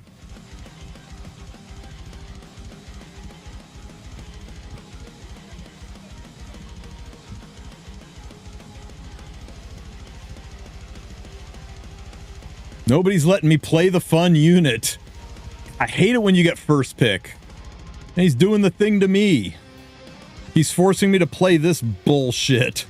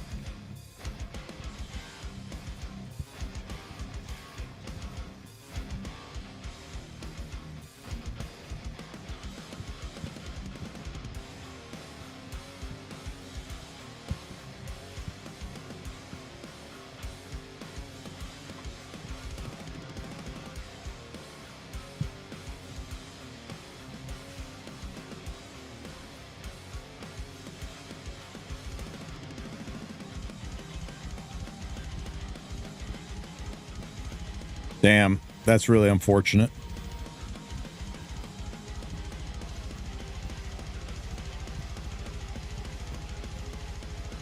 Maybe I'm first.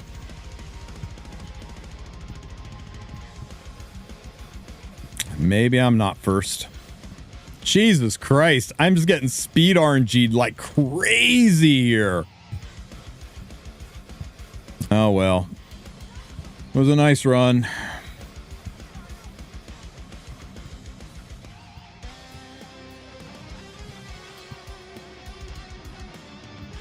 Nah, not 325, but yikes.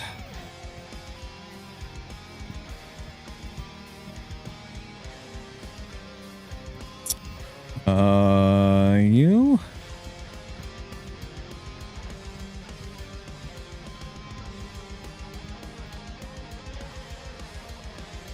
How are we looking over here? Okay. We got to put the hurt on this. The tech is that I get a ram and Litica, not him.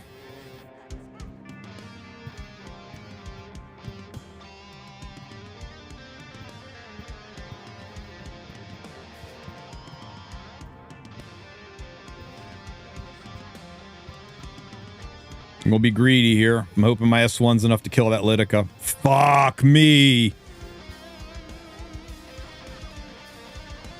I definitely have to kill that Litica.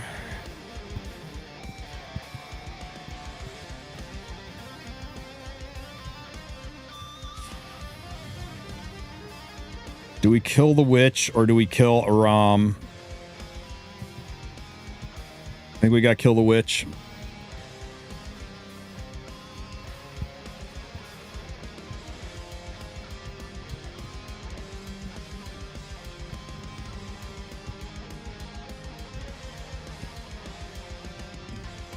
Okay, what you gonna do now?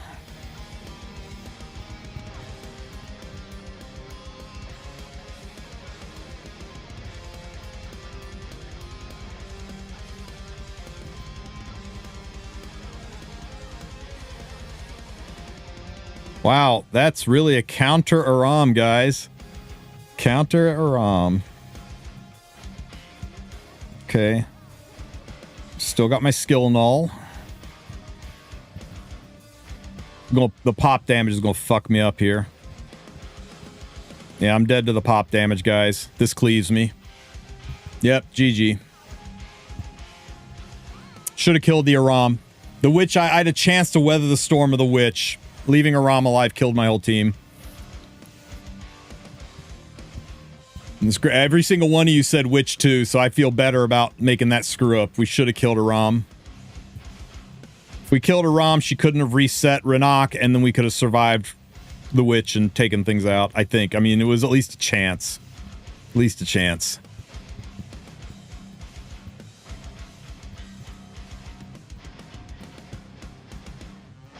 Yuck.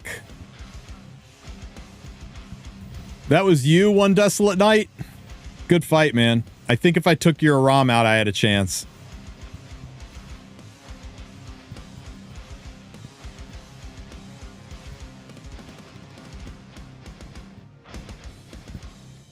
Yeah, the counter Arams are nasty.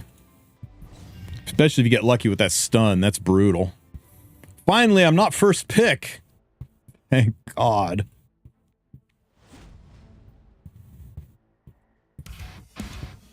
Where are we going? All right.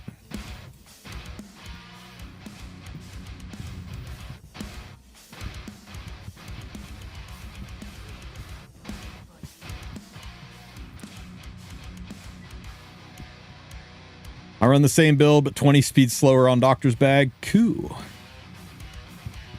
Yeah, my Lytica's faster than my Renak too, in case I want to use Renak. I've got her speed tuned to weave in.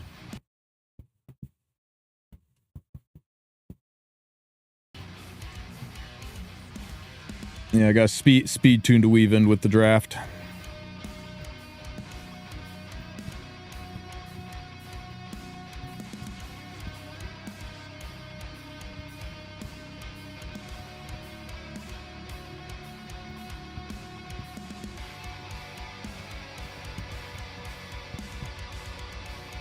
I think we still use strays here.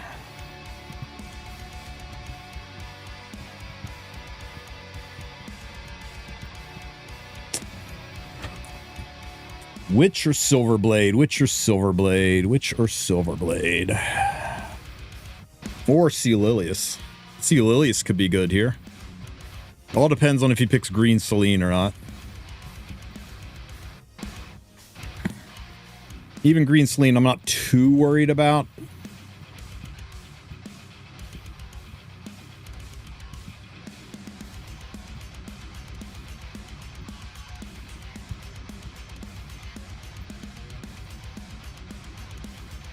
Don't care about that. Hopefully that means he's letting me keep strays. I do care about that.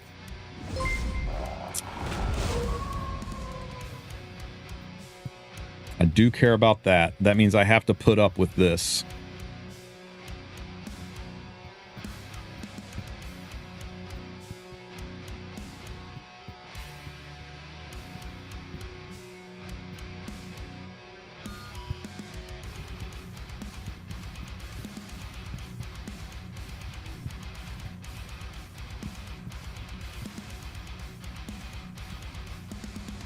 Who are you gonna let me keep? We're just gonna play an RNG game this time around. Nope. We're gonna play an RNG game.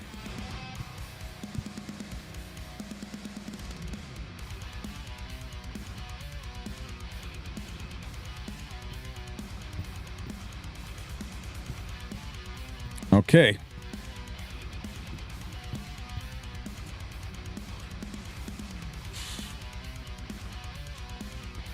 See how it goes.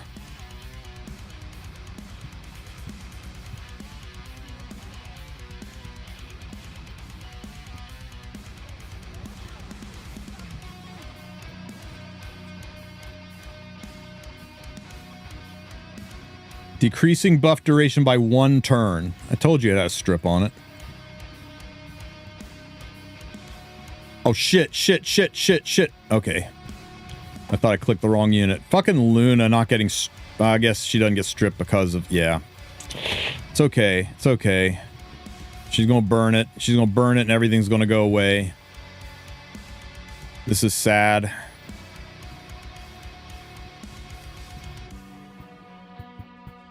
Wait, this isn't sad. This isn't sad. I'm okay. We're okay here, guys. We're okay. He didn't burn, so he gets 15% it all over the place, right? Yes, he does. Yes, he does. Okay, so...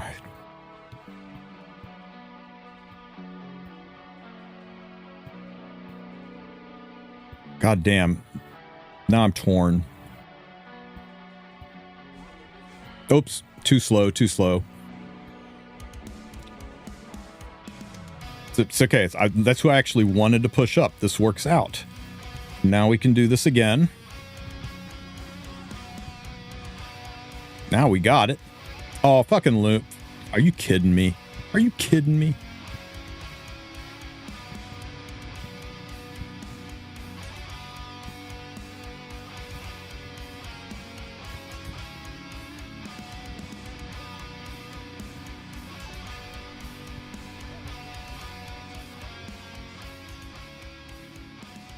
Send her ass to the back of the line.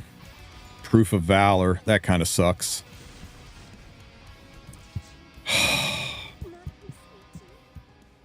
Motherfucker.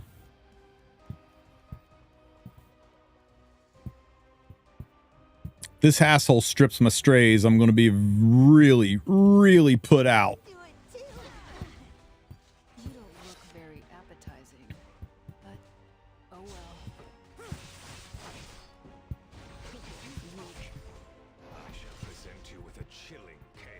Chilling chaos, bitches.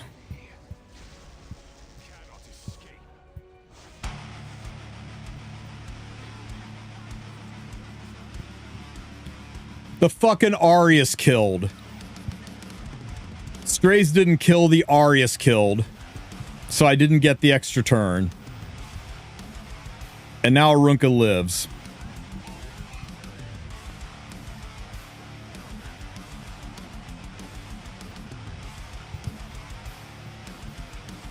Outrageous.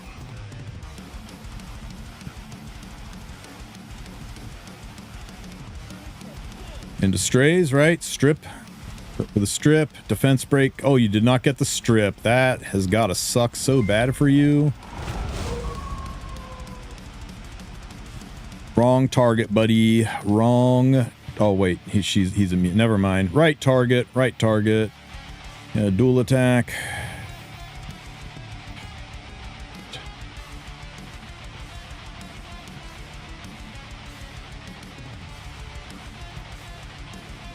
Okay, goodbye, Aram.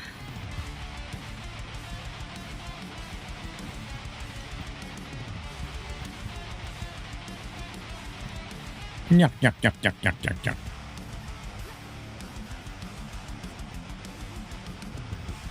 Yeah, unfortunately, my strays isn't going to get to go again, though, buddy. Scream. Who thought it was a good idea to get Boss Arunca freaking 25% CR push in her kit every time she's hit? I think that was a reasonable thing to put in her kit, right, guys?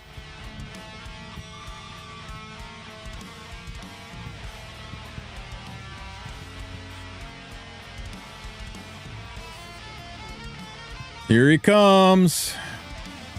For you, Fiend.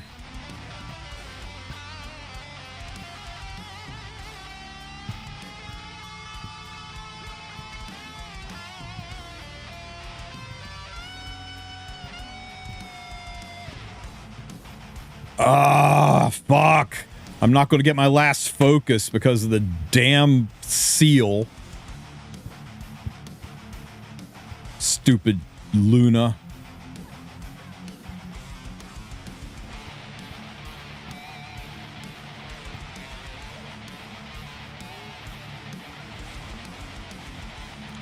With the counter. With the counter. It's not right. Oh, it's not right.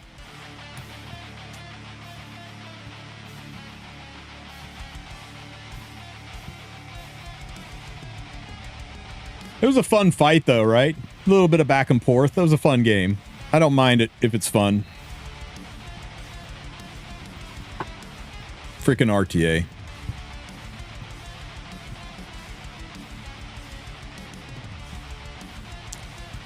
All right, guys. Anybody else have it's why I always ban Boss Arunca? Nah, never ban Boss Arunca. Way harder things to deal with than Boss Arunca. Besides, Boss Arunca's always first pick, so you always have the option to ban her later. Do one more? Fine, one more, but then we're stopping for the day because I got videos to make and work to do.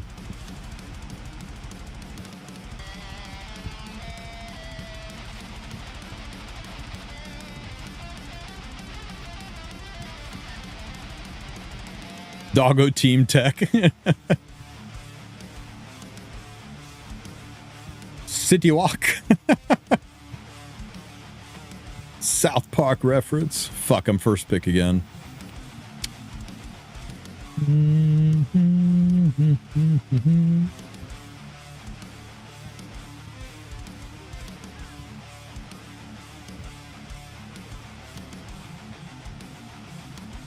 How many days will the RTA rank decay if you don't play? 3 days. At 3 days on the nose, you decay. So if you've done a fight today, you're good. You're locked in. Since game reset this morning, if you've done a fight, you're good for the rest of the season. Renok.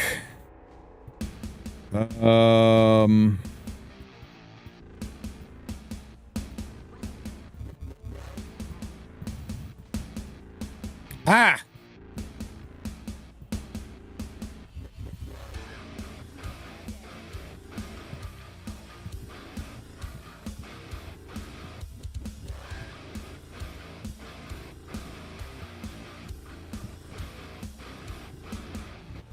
$28, 13 points. Probably safe for Warlord.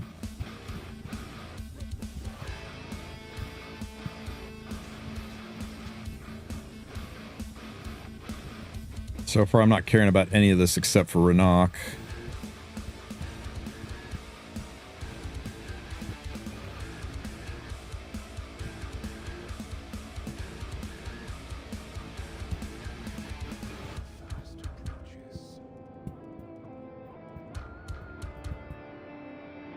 Hmm.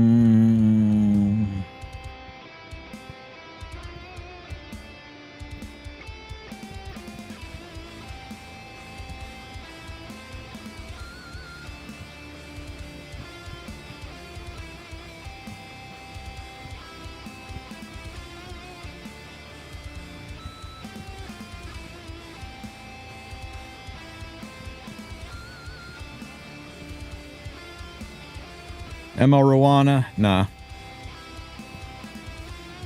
I need something that can reach behind Arunca because I got to get rid of Renok. Or I'll just die to Renok.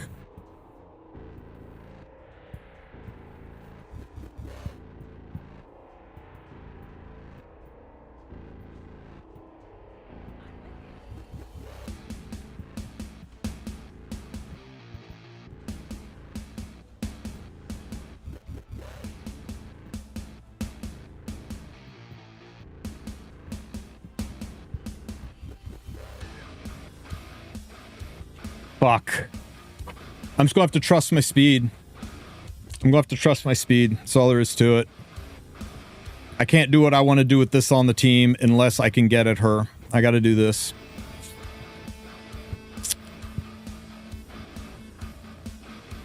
Not a good place. Not a good place. Okay.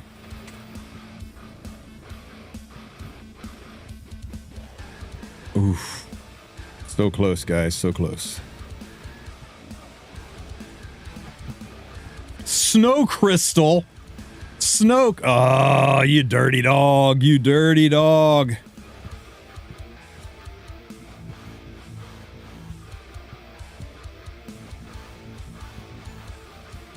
Three assassins, right?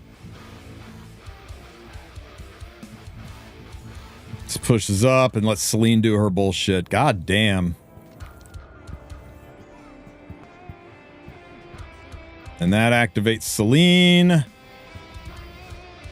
And my Strays is deado. And then this kills my Judge Kisei.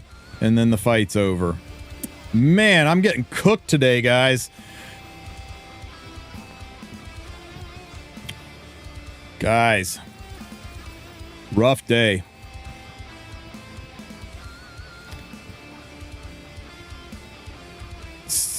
Friggin' red ass 6 losses there after. I mean, I was doing so well with this team. This team's done really, really good over the past several days. No, we're not doing one more. When you're on a 6 loss streak, you go take a break. You reset your mental. That was terrible. Last week, though, right? It's the last couple of days, and this is where everybody is pushing to try to get into Emperor. All the best players came out. Not a good time to climb. I legitimately shouldn't have touched it all because I was pretty safe, and now I was pretty safe down around 2100 rank. Now I'm going to get knocked out. So I'm going to have to actually do some work tonight.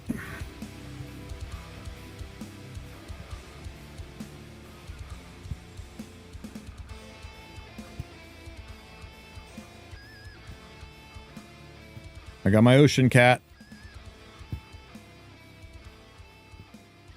It's not really going to be used anywhere. All right, guys. It's been real. I appreciate you being here, hanging out with me. Sorry the RTA was so bad. Remember, tonight we're going to have the podcast tonight. I hope to see all of you guys there. And that's it. Let's find somebody to raid into.